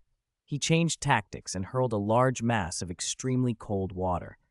The swarm was encased, and the water froze around them, the entire mass crashing to the ground in a block of ice. The ice shattered, and moths scrambled from the cracks. Spikes of ice 3 centimeters long sprouted from the edges of their wings. Whoosh! Countless ice spikes shot at Robin. He activated his serpentine movement and dashed several hundred meters before the moths expended their volley. But his running drew more attention. The phalanx pursuing him had grown 4 times larger. Where there is poison, there is an antidote within reach. By the same logic, something in the birch forest must counter these moths. Robin narrowed his eyes and scanned the immediate area. He noticed that several small birches had been broken when he'd been casting spells. A milky white sap seeped from the wounds. Within a 2-meter radius of that sap, there were no moths. Elsewhere, the density was so high, a net could scoop up hundreds at a swing. Robin drew his magic chainsaw, cut through a small tree and some branches, and smeared the exuding milky sap onto his wizard robes. Instantly, the moths within 2 meters panicked and fled. Those farther away glared but dared not come forward. He repeated the process until he'd filled a glass jar with the sap, then moved boldly west. 30 minutes later, he emerged from the birch forest at a small river about 7 meters across that wound around the wood. The banks teemed with lizards about 15 centimeters long, emerald green bodies with a flash of red on their upper eyelids and a row of vertical serrations on their heads. On the far side, 10 meters from the water on the grass, stood a wooden door bathed in a red halo. An envelope was tied to its handle. Crossing the river and opening that door would clearly lead to the next level. Robin activated Flying Dragon in the sky and sprouted a pair of invisible wings. He rose 5 meters, flapped, and flew toward the opposite bank, but thud. He slammed into an invisible barrier, and the massive recoil sent him crashing backward to the ground. He coughed and staggered to his feet, raised his palm, and hurled 3 balls of fire at the barrier. The flames were reflected back, slamming into the earth with a thunderous bang and leaving a smoking crater. He thought for a moment, flicked his fingers, and sent a dozen ice needles at the barrier, only to have them reflected as well. Whish, whish! Over a dozen ice needles, as thick as chopsticks, slanted into the muddy bank. Robin grimaced, so the It-2 barrier not only reflected 11 energy, but also amplified damage. No wonder his back and chest had hurt so much when he landed. He walked to the shore and reached out to touch the 2. His hand passed through it easily. With his palm up, he tried to condense a few balls of flame, but the flow of 11 energy stopped at his forearm, the exact spot where the 2 met his skin, and would go no further. I knew the second trial wouldn't be as simple as just walking through the 3, he thought. If 11 won't work, then I'll have to find another way. Robin retreated to the edge of the forest, summoned his 6, and set to work like a woodcutter. He felled 5 slender trees of similar thickness, severed the main trunks, and laid them side by side. He cut 2 sections of branches and placed them at the top and bottom of the row of trunks. Then he bored several thumb-sized holes through the trunks and end pieces and threaded 9 through to lash everything tightly together. 5 thick trunks became one simple birch raft. He chose a long, straight branch, stripped the bark to use as a punting pole, then reached into the sea of consciousness and pulled out a bulging cloth bag. He set the pole on the raft and pushed the whole craft through the glue too. Splash! The raft entered the river and floated smoothly. Robin rolled up his pant legs, jumped onto the raft, planted the pole, and eased it to the riverbed. When the pole hit bottom, he shoved hard. The raft shuddered and moved 20 centimeters. He jabbed and pushed again. The raft wobbled toward the opposite bank. When they reached midstream, a new sound rose behind him, splashing. He turned and saw the lizards sliding off the far bank like dumplings dropping into a pot, tails wagging as they swam toward the raft. Xiaoxigua poked its head out of Robin's robe pocket and stared at the green swimmers with delighted eyes. One champion swimmer leapt from the pack, landed on the raft's edge, opened its mouth at Robin, and hissed, flicking a long tongue.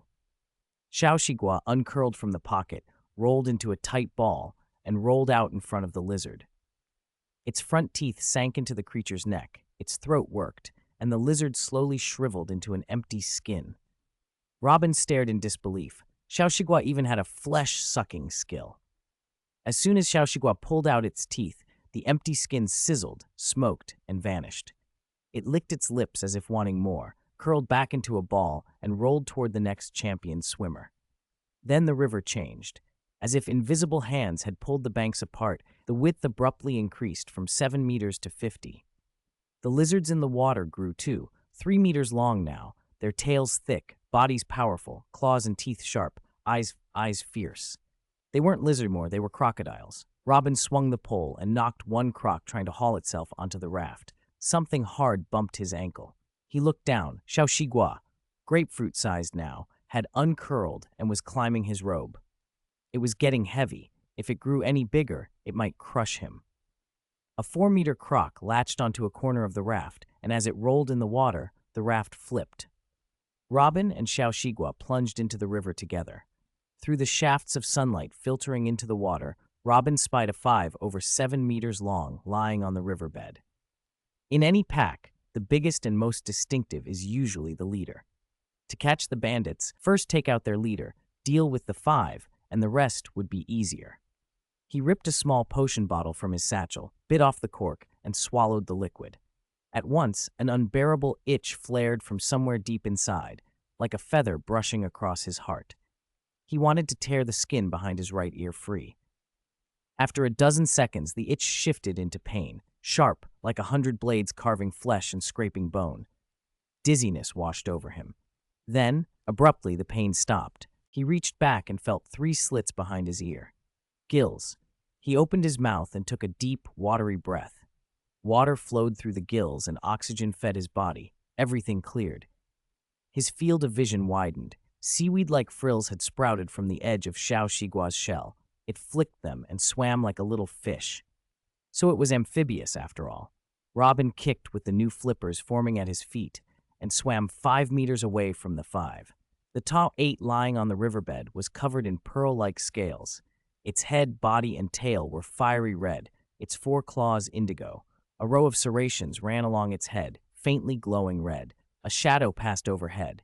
Robin looked up. The surface was a dense mass of green, covered with the lizard crocs, yet none of them dove in after their prey. Robin lowered his gaze and locked eyes with the eight that had just opened its. Its eyes were orange with vertical, snake-like pupils. Seeing an intruder, it opened its mouth and spat a ball of orange fire. Robin dodged to the right. The flames streaked 7 meters before fizzling out. He grabbed his Kenzio brand pocket crossbow from his satchel, aimed at the eight, and pulled the trigger. 6 blue poison bolts shot through the water toward it. 4 glanced off the pearly scales. 2 pierced flesh. Then something strange happened. The blue bolts turned white and shattered into dust with tiny cracks. The dim glow on the eight's serrations shifted from purple to blue. The poison had been absorbed and appropriated by the creature. Robin shoved the crossbow back and drew a Kenzio brand handheld cannon. He fired a series of fireballs at the eight. The creature opened its mouth and swallowed them all, then belched a cloud of white smoke. As Robin raised the cannon to fire again, the eight shot out a long, thin tongue and snatched the cannon away. Crunch. Gulp. Its nostrils snorted out a dozen sparks. Its skin looked a shade redder. It regarded Robin with hungry, greedy eyes, then shot its tongue out again. Robin dodged right. The tongue extended a meter and turned, tracking his movement. Xiaoxigua looked at the eight with an expression that was almost hunger. An ant trying to eat an elephant. What an appetite, Robin thought. The tongue tip was about to touch his robe when Robin dipped a meter. The tongue lengthened another meter downward to follow. He scowled, so it wanted to chase him. Fine, he'd play. He swam left. The tongue followed. He rose. The tongue rose. He darted through a square-shaped gap between rocks. The tongue threaded after him. From his satchel, he pulled out the pocket crossbow, loaded 6 iron needles, aimed at the tongue, and squeezed the trigger. The monitor lizard's tongue wasn't scaly, so all 6 iron needles found their mark. The lizard curled its tongue in pain. As it twisted, the character Ku took effect, and the long, thin tongue tied itself into a dead knot. It retracted the tongue in fury, shut its mouth, and puffed its cheeks. Finally, its pupils slit into narrow vertical lines. It opened its jaws and shot out a flaming tongue. Robin stumbled back 3 meters, reached into his satchel, grabbed a handful of potion bottles at random, and threw them all at the lizard. The flame on the tongue snuffed out. The tip curled around the bottles and dragged them back into the mouth. Glass crushed and potions sloshed. Shards and liquid vanished down its throat. Watching the lizard's large Kazalan eyes, Robin realized it was a total foodie. He emptied his satchel. Most of the liquids were green. He remembered that after helping Neville's Trevor escape Snape's bullying, his classmates had shoved the potions they'd brewed in potion class into his arms to thank him. The green ones were shrinking potion. If the monitor lizard drank them, would it turn into an egg? Just before the tongue could reach him, Robin hurled over a dozen green bottles. The tongue curled up, scooped them all, and pulled them inside. The lizard crushed and swallowed every bottle and shard. Robin held his breath and counted down in his head. 10, 9, 8, 3, 2. Pop. The monitor lizard shrank to the size of an orange. It opened its mouth in panic and spat a mung bean-sized fireball that fizzled out after traveling only 3 centimeters. The tiny lizard whipped its tail and tried to flee. Robin swam over quickly, grabbed it, and flicked its forehead. The little lizard saw stars and went woozy. Xiaoxigua swam forward with its mouth open to bite the neck, but Robin pushed it away. Hungry, wants to eat, he said, pointing to the surface. Xiaoxigua looked up and saw the green lizards floating stiffly on the water like paws toys. Their bodies had returned to normal size. Lots of yummy food, it crowed and swam up excitedly. Robin silently cast Contain Everything and slipped the tiny lizard into the Rubik's Cube. The moment he flicked the lizard's forehead, he felt the 29 energy flow through him again. The totem beneath his left collarbone tingled hot and painful. After his palm felt empty, his consciousness dove into the sea of consciousness. He stood before the giant Rubik's Cube and soon spotted a small red lizard on the orange side, floating belly up in a clear current, eyes full of despair. Robin moved his fingers and guided the orange square over. He tapped the little monitor lizard totem at the bottom of the square, and a light screen appeared in the air. Name: none. Species: fiery red monitor lizard. Rank: S, 30. Personality: greedy, irritable, lazy, loves to eat. Physical state: under the effect of shrinking potion. Recovery period: 1 week. Skills: calamity of devouring. After being hit by a 29 attack, it can absorb the energy within the 29 for its own use. Monitor lizard flame can shoot orange-yellow flames underwater. Fireball size and range depend on the user's mana storage. Long tongue entanglement. Tongue can extend up to 15 meters to wrap around targets and pull them into the mouth. Magic power: 8,000. Combat power: 5,000. Tongues that reach 15 meters. What an image. It reminded Robin of Dudley Dursley's misfortune in the original story, the Ton Tongue Toffee episode. He pictured the Quidditch World Cup trip, Arthur blowing a hole through the Dursleys' fireplace, and Dudley's tongue growing absurdly long after stealing a toffee. Robin silently wondered if he'd ever get a ticket to a match. Hopefully he'd find the treasure and make it back to the Whomping Willow passage in time. The time flow in the treasure hunting area was different from the real world's. He renamed the monitor lizard Blue Lizard, waved his hand to return the yellow square to its place, and withdrew his consciousness from the sea of consciousness. Surfacing, he found the river had narrowed to 7 meters across. Sunlight filtered through the clear water and lit his profile. Kicking his flippers, he rose. There were no green lizards left in the river or on the bank. A large shadow fell over him, blotting out the sun. Turning, Robin saw a shell the size of a carriage, layered in circular plates. With a clack, Xiaoxigua opened its shell. Its colors were even brighter, excitement sparkling in its eyes. So it had eaten all those green lizards. Xiaoxigua nudged him with its snout. Robin's body shot backward and then upward. Xiaoxigua panicked, curled into a ball, and rolled. Robin crashed heavily onto the shell. The creature rolled forward like a giant water wheel. Robin grabbed the edge of a shell plate and held on. They spun through the water at high speed. Robin's hair, satchel, and robes flew back as waves drenched him and forced into his ears and nose. His head reeled. After a long, dizzy ride, Xiaoxigua uncurled and flattened its shell, the skirted edges fluttering as it carried its master gently back. Robin let out a long sigh and lay on the shell, savoring a rare moment of calm. The shell then shifted from flat to curved, and his body slid uncontrollably. Splash! Back into the water. He clung to the shell as the water wheel exercise began again. 20 minutes later, Robin collapsed face first on the grass, retching up sour water. As he vomited, the fish gills and the webbing between his fingers and toes vanished. He looked up to see Xiaoxigua darting after a butterfly. The insect landed on a wildflower. Xiaoxigua crept forward with a mischievous grin, and a gust of hot breath from its snout sent the butterfly tumbling more than a meter away. Poof! The butterfly tumbled into the grass, its wings still. Xiaoxigua looked affronted. It stepped forward, sniffed the little corpse, and then, with a single gulp, swallowed it whole. Seeing his master had recovered, the creature bounded toward him, eager and excited. Robin thought, with that size, strength, and speed, if it crashed into me, it would send me flying. He muttered a quick incantation and tucked Xiaoxigua back into the Rubik's Cube. Then he rose and walked with composed steps to the wooden door rimmed with a red halo. From a distance, it looked pure white. Up close, the whiteness carried a hint of gray. Snowflake patterns were carved into the wood, and the surface felt as cold as ice. An envelope dangled from the doorknob. Robin untied the seal, tore it open, and read the letter inside.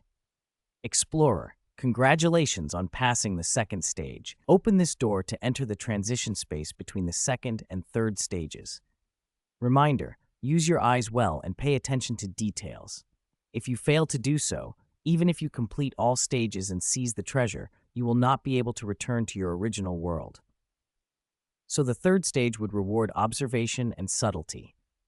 Robin pocketed the envelope and put his hand on the doorknob. No matter how he tried, it would not turn. He crouched to inspect it and saw a tailless lizard carved across the grip. The broken end of the tail sat exactly where the keyhole should be. It was obvious. The monitor lizard's tail was the key. Robin whispered an incantation, summoned the blue lizard, and fitted its long tail into the keyhole. With a gentle twist, there was a crisp click as the lock sprung open. He withdrew the tail and returned it to the Rubik's Cube with another muttered word. Grasping the knob, he turned it and pushed the door inward. Warm red light spilled through as he entered. The chamber was long, spacious, and brilliantly lit. The floor was polished to a mirror sheen, and crystal chandeliers hung from the ceiling, their refracted light the room's only illumination.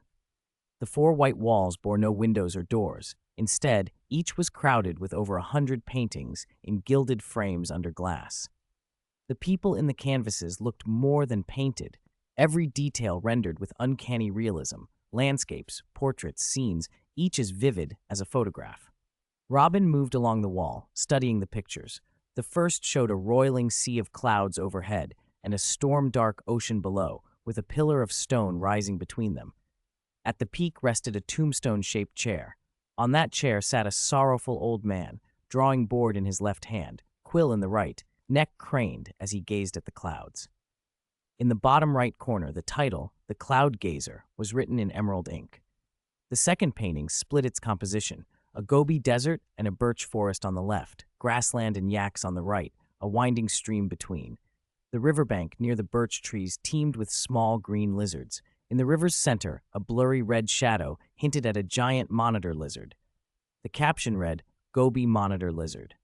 The third depicted three monks with stern, sullen faces, bowls in hand, staring with unsettling intensity against a dark, grayish-purple background. It bore the title, Evil Monks. The fourth showed a flower-filled courtyard and towers of pastries where a cluster of noble ladies, more resplendent than the blooms, sipped wine, fed each other pastries, and whispered, Noble Ladies' Tea Party. The fifth portrayed countless hornless rhinos grazing under broad skies, rhino ecology. Each painting matched its label, and each scene fit with an unforced logic, except one. Hung among them was a single canvas that depicted a startling, hyper-real red begonia, so vivid it seemed to blossom out of the frame. In the bottom right corner of that painting, written in ink as red as blood, were the words Angel Village. Robin paused. The other paintings made sense at a glance, but this one confused him. What link was there between a red begonia and a village called Angel Village? He leaned closer.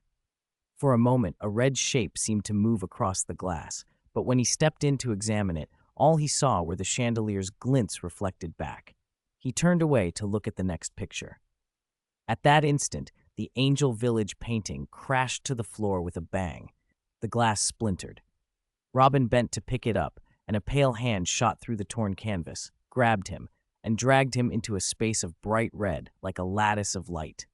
A youth stood there, delicate and haunting, barefoot, in a loose red robe with a wide-open collar. His skin was pale and bloodless, and his expression wore a melancholy like illness. His eyes, though, were full of feeling. "Who are you? Why did you pull me in?" Robin demanded. The youth spoke calmly. "I know you are a challenger here for the treasure. I will send you to the third stage and ask a favor in return." "What favor?" "My name is Ashui. I have a twin brother in Angel Village, Agon. When you enter the third stage, please give this red begonia to him and tell him these words." He hesitated, then recited carefully. "Tell him, Ashui knows everything. Ashui regrets tearing up the one. Ashui should not have scolded his brother. Ashui knows he was wrong. Please, brother, forgive Ashui." As he spoke, dark tears welled at the corners of his eyes and began to fall, tears of blood. "Where is the begonia?" Robin asked. "You agree?" Ashui probed. "I have no reason to refuse," Robin said. "Thank you. When you reach the third stage, you will find the begonia." Ashui waved his wide sleeves. A searing red light shot from his cuffs. Robin hurriedly covered his eyes. A few seconds later, the light faded. He lowered his hands and opened his eyes to find himself standing on an icy mountain, a vivid red begonia held in his palm. Below him, clustered at the foot of the slope, was a small thatched hut village. He set his binoculars to his eyes and scanned through the lenses. Snow blanketed the roofs and paths. No one walked the streets. Above the gate hung a wooden plaque, Angel Village. Could angels live here? He wondered. Robin drew his cloak tight and began the descent. 40 minutes later, he reached the village gate. A wooden sign listed the village rules. Villagers of Angel Village must care for the village chief. Everything must prioritize the village chief's health. A portion of broth must be cooked daily and offered to the village chief to nourish his body. Along the bottom of the sign was a drawing, a square formation of veiled women, their figures striking, hair tied in high buns and pinned with ornaments. Beside the fence hung a bronze bell, tied with a gold thread. Robin gave it a tentative ring. The gate creaked open on its own. He stepped lightly inside. The houses were much like those he had seen in the first stage, the lower walls cylindrical stone, the roofs conical thatch. But each homestead here had a small walled courtyard where a few cold hardy plants were being tended. Though thick snow lay on roofs and lanes, the yards were swept clean. People clearly still lived here. Robin looked back up the path, where he had come down the mountain, to find the distant peaks cloaked in a grayish-purple storm, forked purple lightning lancing through it. The way back had been cut off. He could only go forward. He stepped onto the hard-packed snow and walked toward the village. After 5 or 6 minutes, as he passed a frost-silver fir, he heard faint, intermittent sobbing. Robin followed the sound to a pile of straw, snapped his fingers to startle whoever was hiding there, and called out, "Who is it? Is that you, Gege?" The voice was small and sweet, threaded with tears. Robin flipped back the straw mat and found a delicate, porcelain-skinned little boy curled up in the nest of straw. His eyes were red, tear streaks marked his chubby cheeks. "Who are you?" the child asked blankly. "A traveler passing by." "Da Gege, can you take me to Gege? He went to work at the end of the village early this morning. If he's working, it's best not to disturb him. He'll come back when he's done." The child began to cry more urgently.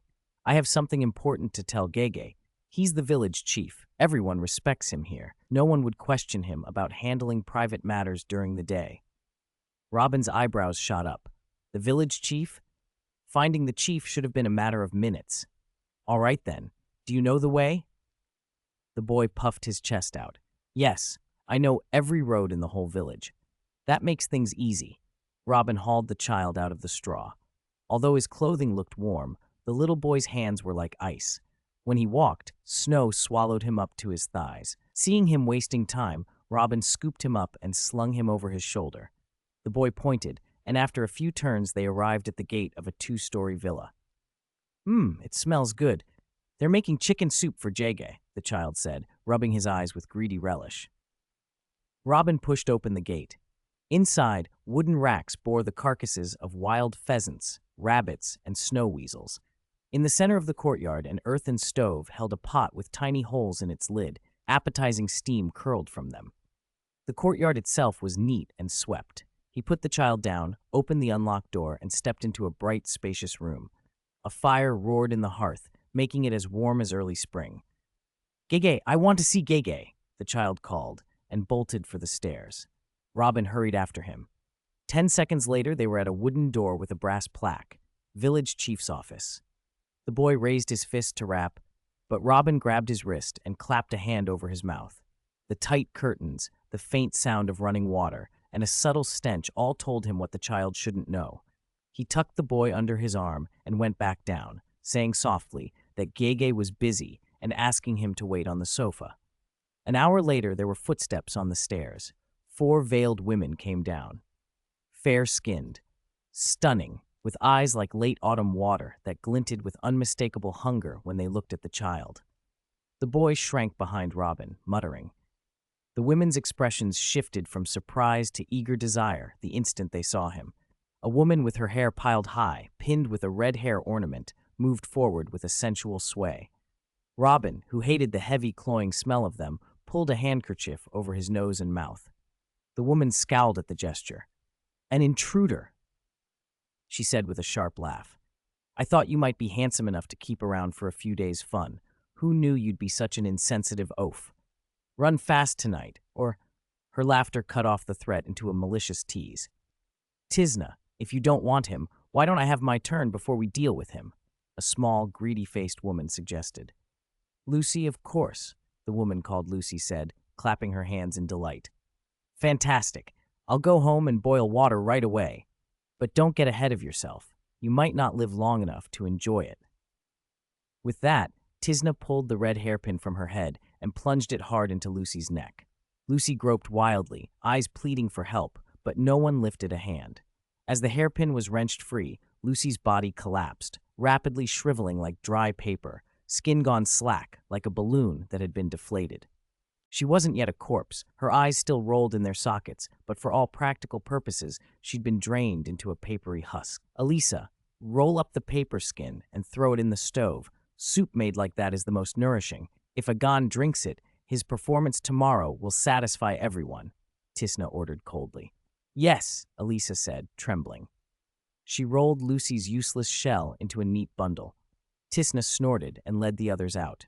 One woman who hadn't helped with the paper skin winked at Robin on her way past the door. Robin, lost in thought, didn't notice the wink. He was trying to sort names out in his head. Agan?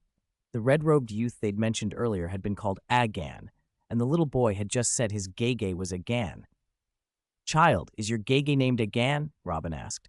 Gege is Agan. I'm a Shui. The Dege, let's go upstairs. I have something urgent to tell him. A Shui? The red-robed youth who had introduced himself as a Shui earlier had golden hair and blue eyes, seductive and tempered with melancholy. This Shui had brown hair, purple eyes, an innocent stare. To be sure, Robin pulled a bright begonia from his pocket and held it up. Do you recognize this? At the sight of the red flower, the child backed behind the sofa. Take it away. I'm allergic to begonias. All right, wait here. I'll go upstairs and call your Gege down. Oh, okay. The child, fearful of breaking out in a rash, obediently stayed put. Robin took the stairs to the second floor and knocked. The wooden door opened with a squeak. I'm tired. Be quick, a voice called from within. The speaker was a youth of 17 or 18. His head was lowered, long bangs obscured most of his face. Even so, his broad shoulders, slim waist, fair skin, and sharp jawline made him striking.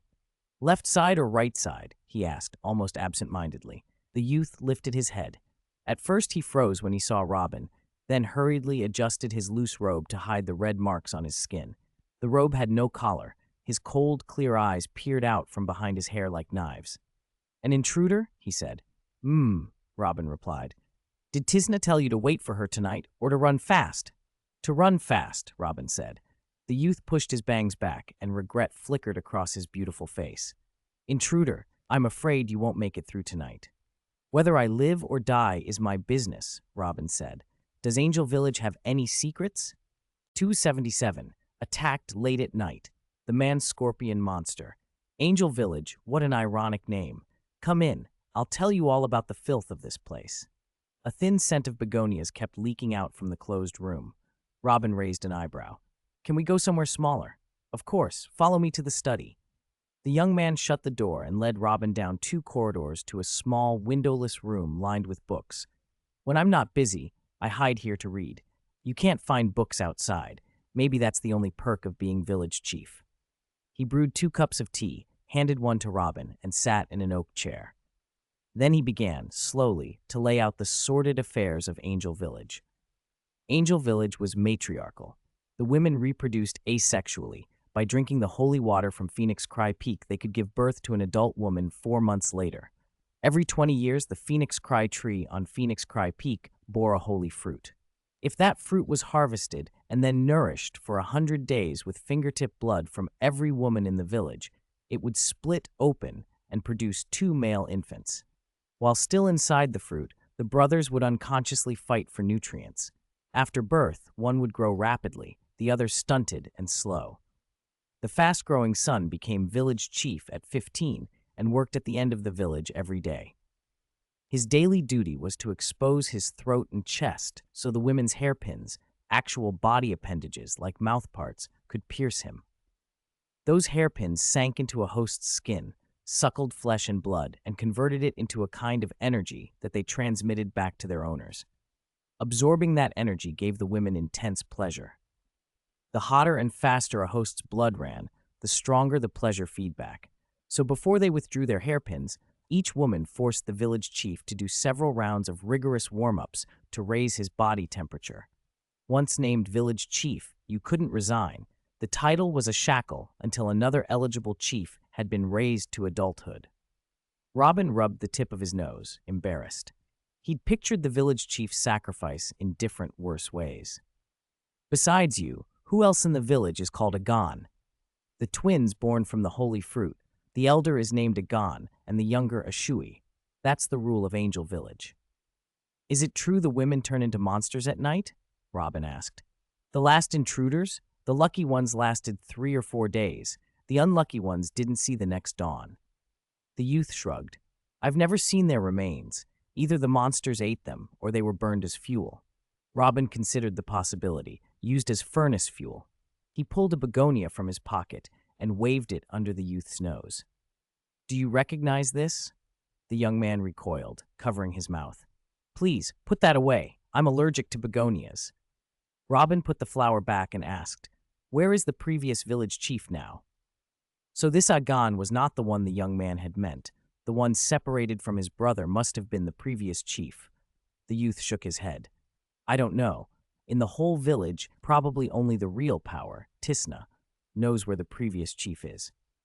You asked who else is called Agan. How did you know my name is Agan? Did Tisna tell you? No, your younger brother told me. Ashui? Where did you see him? The youth's face became serious. I met him on the way. He's downstairs right now, says he has urgent business with you. Clang. The silver cup hit the floor and water spilled everywhere. The youth didn't bother to pick it up. He burst through the door and rushed to the stairs. On the first-floor landing, he was bent over, scolding the child, who squatted and tried to look innocent. Ashui, didn't I tell you to wait in the cellar? Why are you so disobedient? This morning, Sister Elisa opened the trapdoor and said I've grown up and should help share Brother's burden. She said that from now on, Brother will work the first half of the day and Ashui the second. That way Brother won't have to work so hard. Brother, don't worry. Ashui will be a good half-village chief. The child stuck his chin out, proud as can be. The youth exploded with anger. He grabbed Ashui, forced his brother's chest against his thigh, and smacked his bottom until the boy wailed. Only after repeated promises from Ashui that he'd never call himself a half-village chief again did the youth relent. Ashui, you're too young to understand what's at stake. Tomorrow I'll lock the trapdoor. If anyone comes looking for you, cover your ears and don't make a sound, okay? The youth hugged the child tightly, tears in his eyes. Robin looked on with a flat expression. By their birth dates, the two brothers were the same age, but one behaved like an adult and the other still played in the dirt. Oh, okay, the child sniffled. The youth picked him up and turned to Robin. If you have mouth sores, eating will be uncomfortable. There's a trapdoor at the end of the first-floor corridor. Down there is a bedroom for intruders. Good luck. They left together. Robin wandered the villa, finding only a few begonias blooming in the office. Night had fallen by the time he reached the trapdoor at the end of the corridor. He pulled it open and jumped down. The basement was pitch black. Robin took out 3 night-luminescent pearls the size of apples and used them to look around. The room was about half the size of a basketball court, with a ceiling nearly 10 meters high. The earthen walls were riddled with small, dark holes the thickness of a pinky finger, deep and hopeless to peer into. He set up a simple tent, retrieved bread, canned food, and braised meat from his sea of consciousness, and ate his fill. He tied small bells to the outside of the tent and crawled into his sleeping bag. Late at night, the bells rang. Robin snapped awake. By the light of a peanut-sized night pearl, he saw a massive shadow looming over the tent and a long, hook-shaped object plunging down. He scrambled to the tent's edge. Rip, the fabric split. A dark, hooked limb snagged the sleeping bag and hauled it upward. Robin crashed out of the tent, threw several larger night pearls into the air, and the light revealed the attacker, a gigantic creature with a human torso and a scorpion's lower body. A long, slender, curved needle, like a scorpion's sting, rose from the top of its head. It had huge mandibles at the corners of its mouth, and a red hairpin gleamed on the tip of its tongue. Tisna? Robin asked, incredulous. If the hairpin hadn't looked so familiar, he wouldn't have dared say it. The man-scorpion hissed. Intruder, you have enraged me. Tonight you will die. I will drain you until you're a paper-thin husk and throw you into the furnace to brew soup for Agan. Robin could only stare. He wondered, suddenly and queasily, whether Agan knew the soup he drank every day was made with paper-thin husks. Tisna, Agan said you stink. He has to hold his breath around you or he'll throw up onto your veil, Robin taunted. The human scorpion's mandibles clicked furiously. You're trying to make me miserable before I die? I'll crush you into pieces and drain you dry. The tail hooked in a blur and stabbed straight for Robin. He flashed a meter to the right and avoided it. The hook slammed into the soil, throwing clods everywhere, then whipped back up, the hook tip slicing through the dirt like a blade. Robin stepped another meter back. "He nimble," Tisna mocked. But no matter how nimble prey is, it's still prey. Two massive hooks crossed downward. Robin activated serpentine movement, weaving between the pincers as he closed the distance. He saw a red glimmer at the tip of the hairpin lodged in Tisna's tongue, like a small red blossom. Watching the hairpin extend and retract, he suddenly remembered the mouth blister the young man had mentioned. He turned his palm up, condensed 3 balls of flame, and with a flick sent them flying at the scorpion's tongue. Sizzle! The flame struck the tongue, hissing and smoking as several blister-like lesions swelled to the size of tennis balls. Tisna shrieked. "Agan, how dare you betray me? Elisa was right. A shui is growing up fast. Agan's no longer useful. Intruder, I'll kill you today and finish Agan tomorrow. Perfect." She shook herself. The scaly flaps along her tail flipped up and launched dozens of black, venomous needles. Robin used Flying Dragon in the Sky and shot up 3 meters. The needles buried into the earth, and as they struck, vaporized into a toxic mist. Under the pearly light it caught, the mist glimmered oily and iridescent. Robin summoned a gust of wind and blew the poisonous vapor back toward the scorpion swarm, then pulled out a small torch, lit it, and hurled it at Tisna. The torch struck home, and with a thunderous roar, Tisna was swallowed by a huge ball of flame. She howled. The smell of searing protein filled the basement as the fireball rolled and licked at the room, leaving the floor parched. Minutes later, the flames died out. Tisna lay scorched and blackened on the ground, barely breathing, but her bloodshot eyes still glittered with murderous hatred. "You've done this to me," she rasped. "Don't think you'll walk away. Sisters, out!" Clack, clack. The scrape of claws announced them. Holes in the walls revealed their residence, scorpions swarming forth with pincers raised. "Intruder, you're dead," they hissed. "Maybe Agan told you some of Angel Village's secrets," one scorpion clicked. "Like how the women can reproduce without men." "Too bad for you. Everything he knew was what we let him know," another added. "There's no holy water.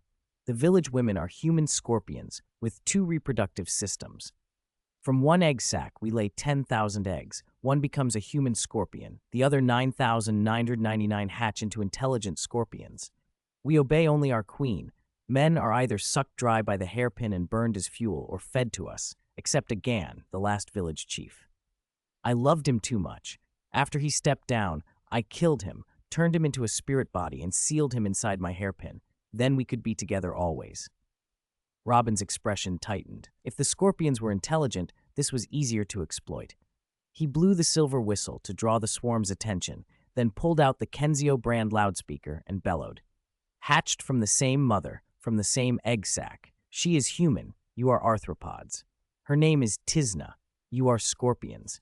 She walks outside and eats well.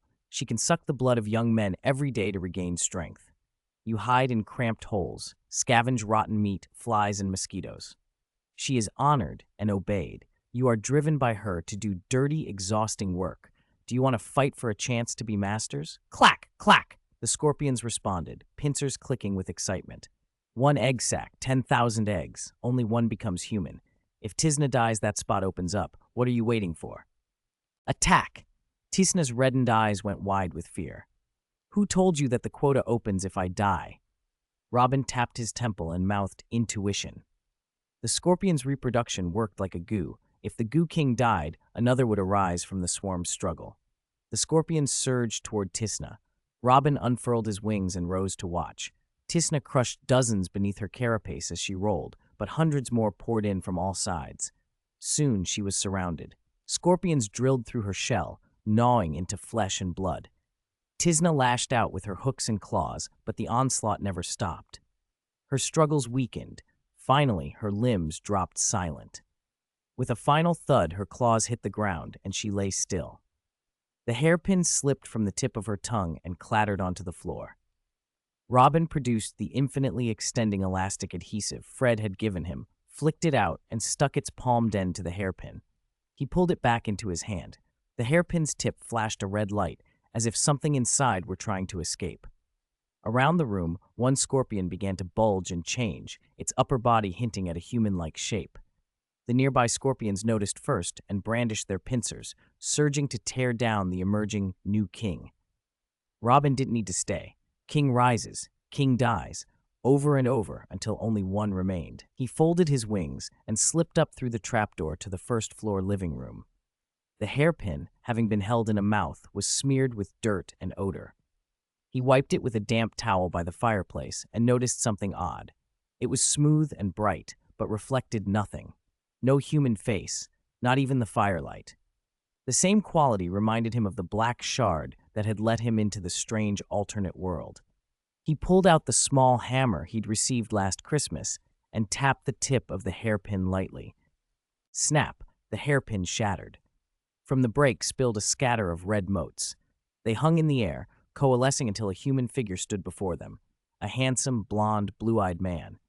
He looked 7 parts like the alluring youth who had once been, and 1 part fierce, gentle in the face, sharp in the eyes. "Do you recognize this?" Robin asked, producing the red begonia. "A begonia?" the man said, taking the flower. His face softened with memory. "Of course I know it. When I was village chief, my younger brother would come to find me after work and press a blooming begonia into my hand. When we parted, I gave him one back." He held the flower as if it could carry voices. "Your younger brother, Ashui, entrusted me with this and asked me to pass along a message. Ashui knows everything. Ashui regrets tearing up the Brotherhood contract. Ashui shouldn't have cursed Big Brother. Ashui admits he was wrong. Please forgive Ashui, Big Brother." The man's head snapped up, eyes bright with disbelief. "He's alive! Ashui is alive! That's wonderful." He sank into memory and began to tell the story. "Back when I was village chief, the villagers tormented me. I protected Ashui as he grew. He didn't know the secrets of Angel Village. He was too pure. He was born too beautiful, and that beauty drew dangerous eyes. I couldn't bear to see him suffer like me, so I struck a bargain with the others. I'd double the blood ration if they let my brother leave the village. They agreed. When he left, I gave Ashui a red begonia.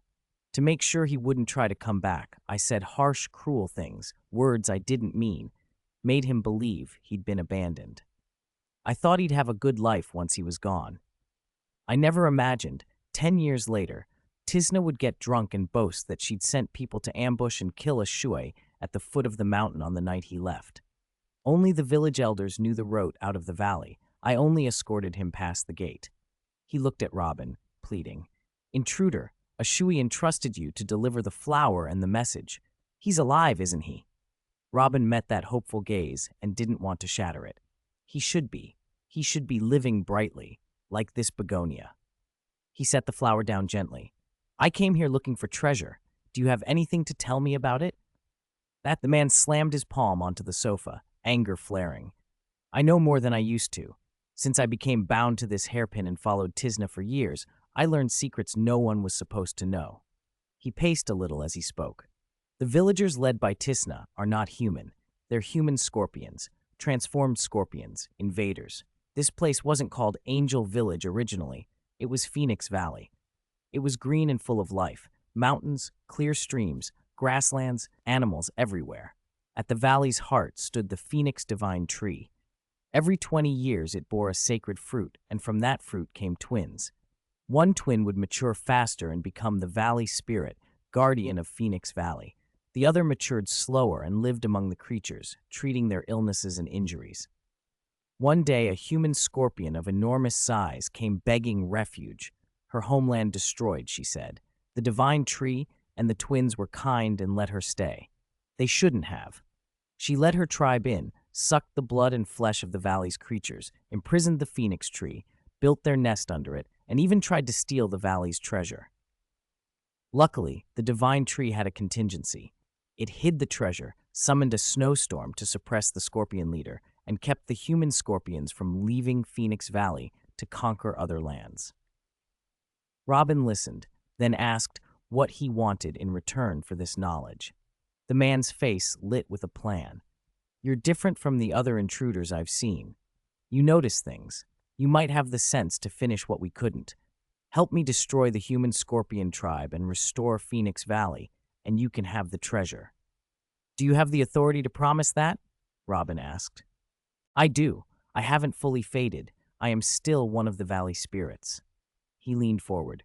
Human scorpions fear fire. Take this Agan and a Shui out of the village and burn the place down. Robin frowned. That won't be enough. The man's expression hardened. Burning them only works so far. Tisna is 1 in 10,000, an exception. The others are 1 in 1,000. Kill one and another will crawl up. Even if you burn all the scorpions you see, more will burrow in from outside.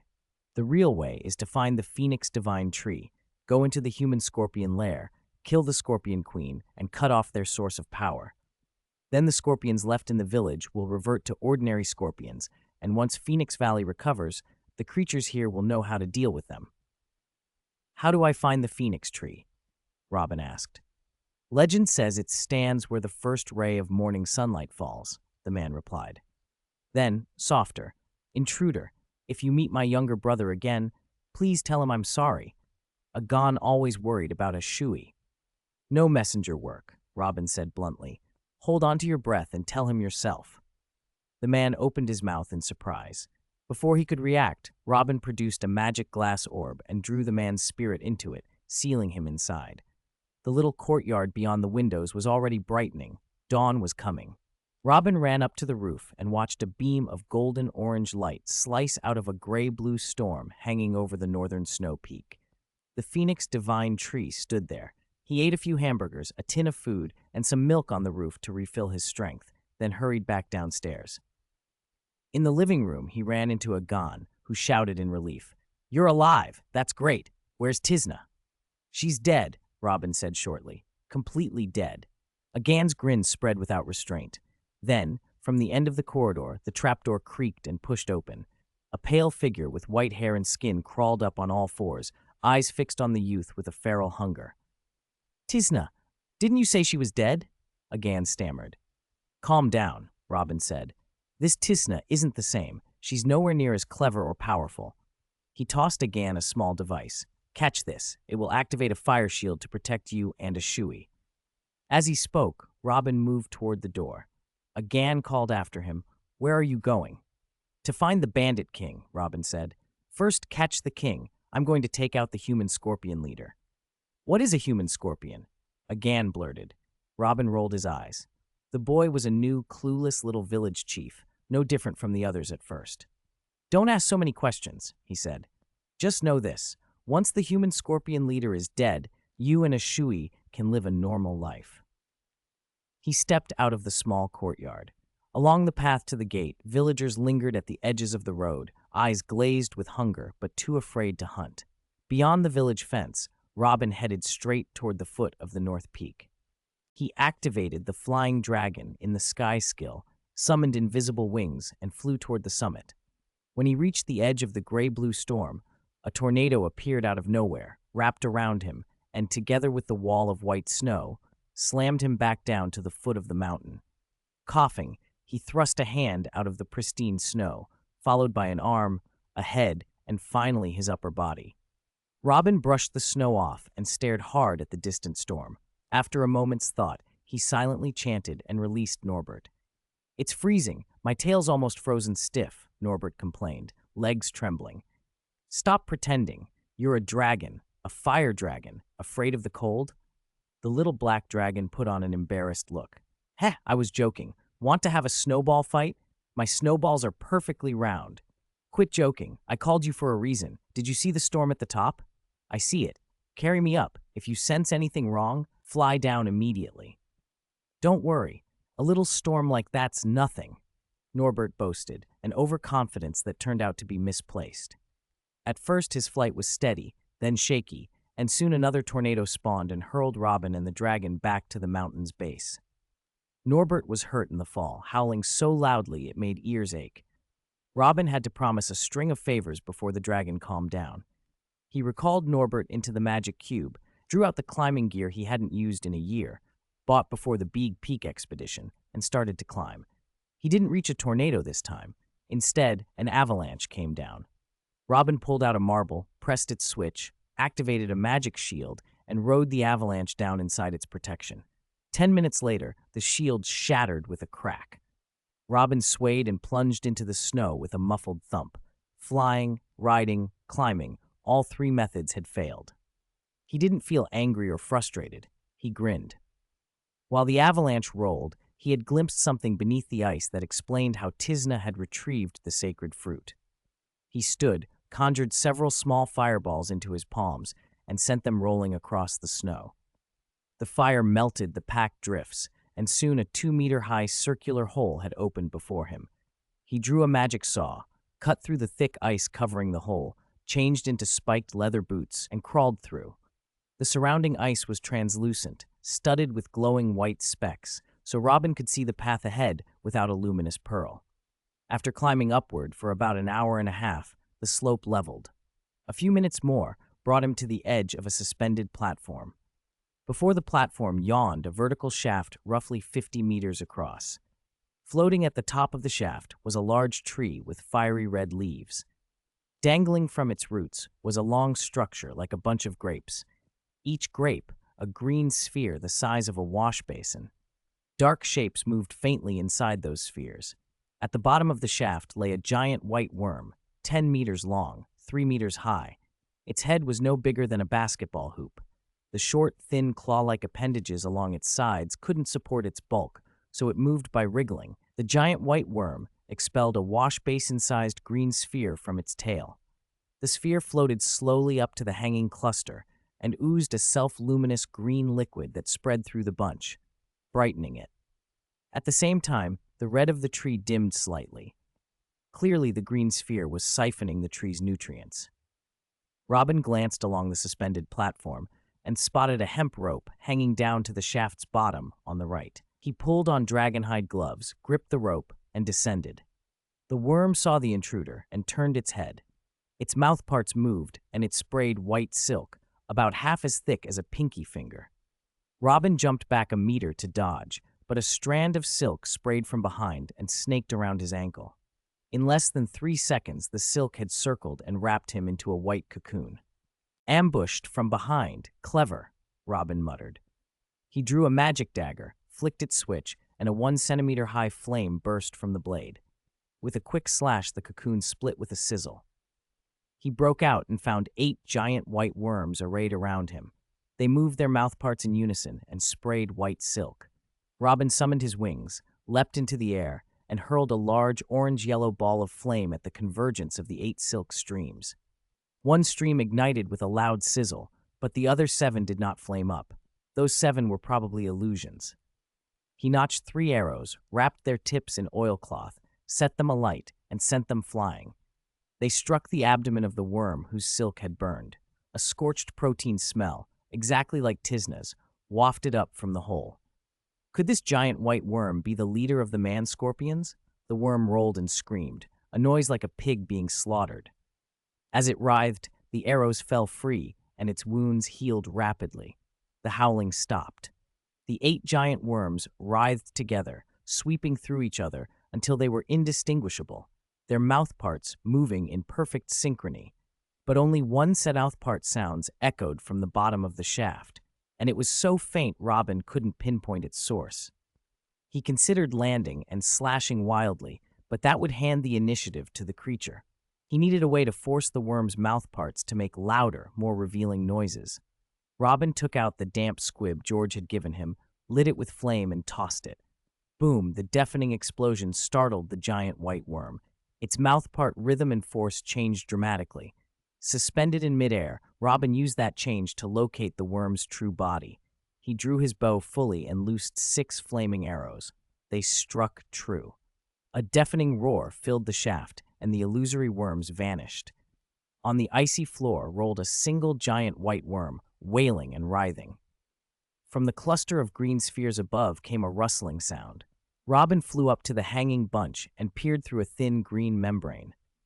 Inside the spheres, the dark shapes showed themselves. upper bodies human, lower bodies scorpion, hair lengthening and hardening as they grew.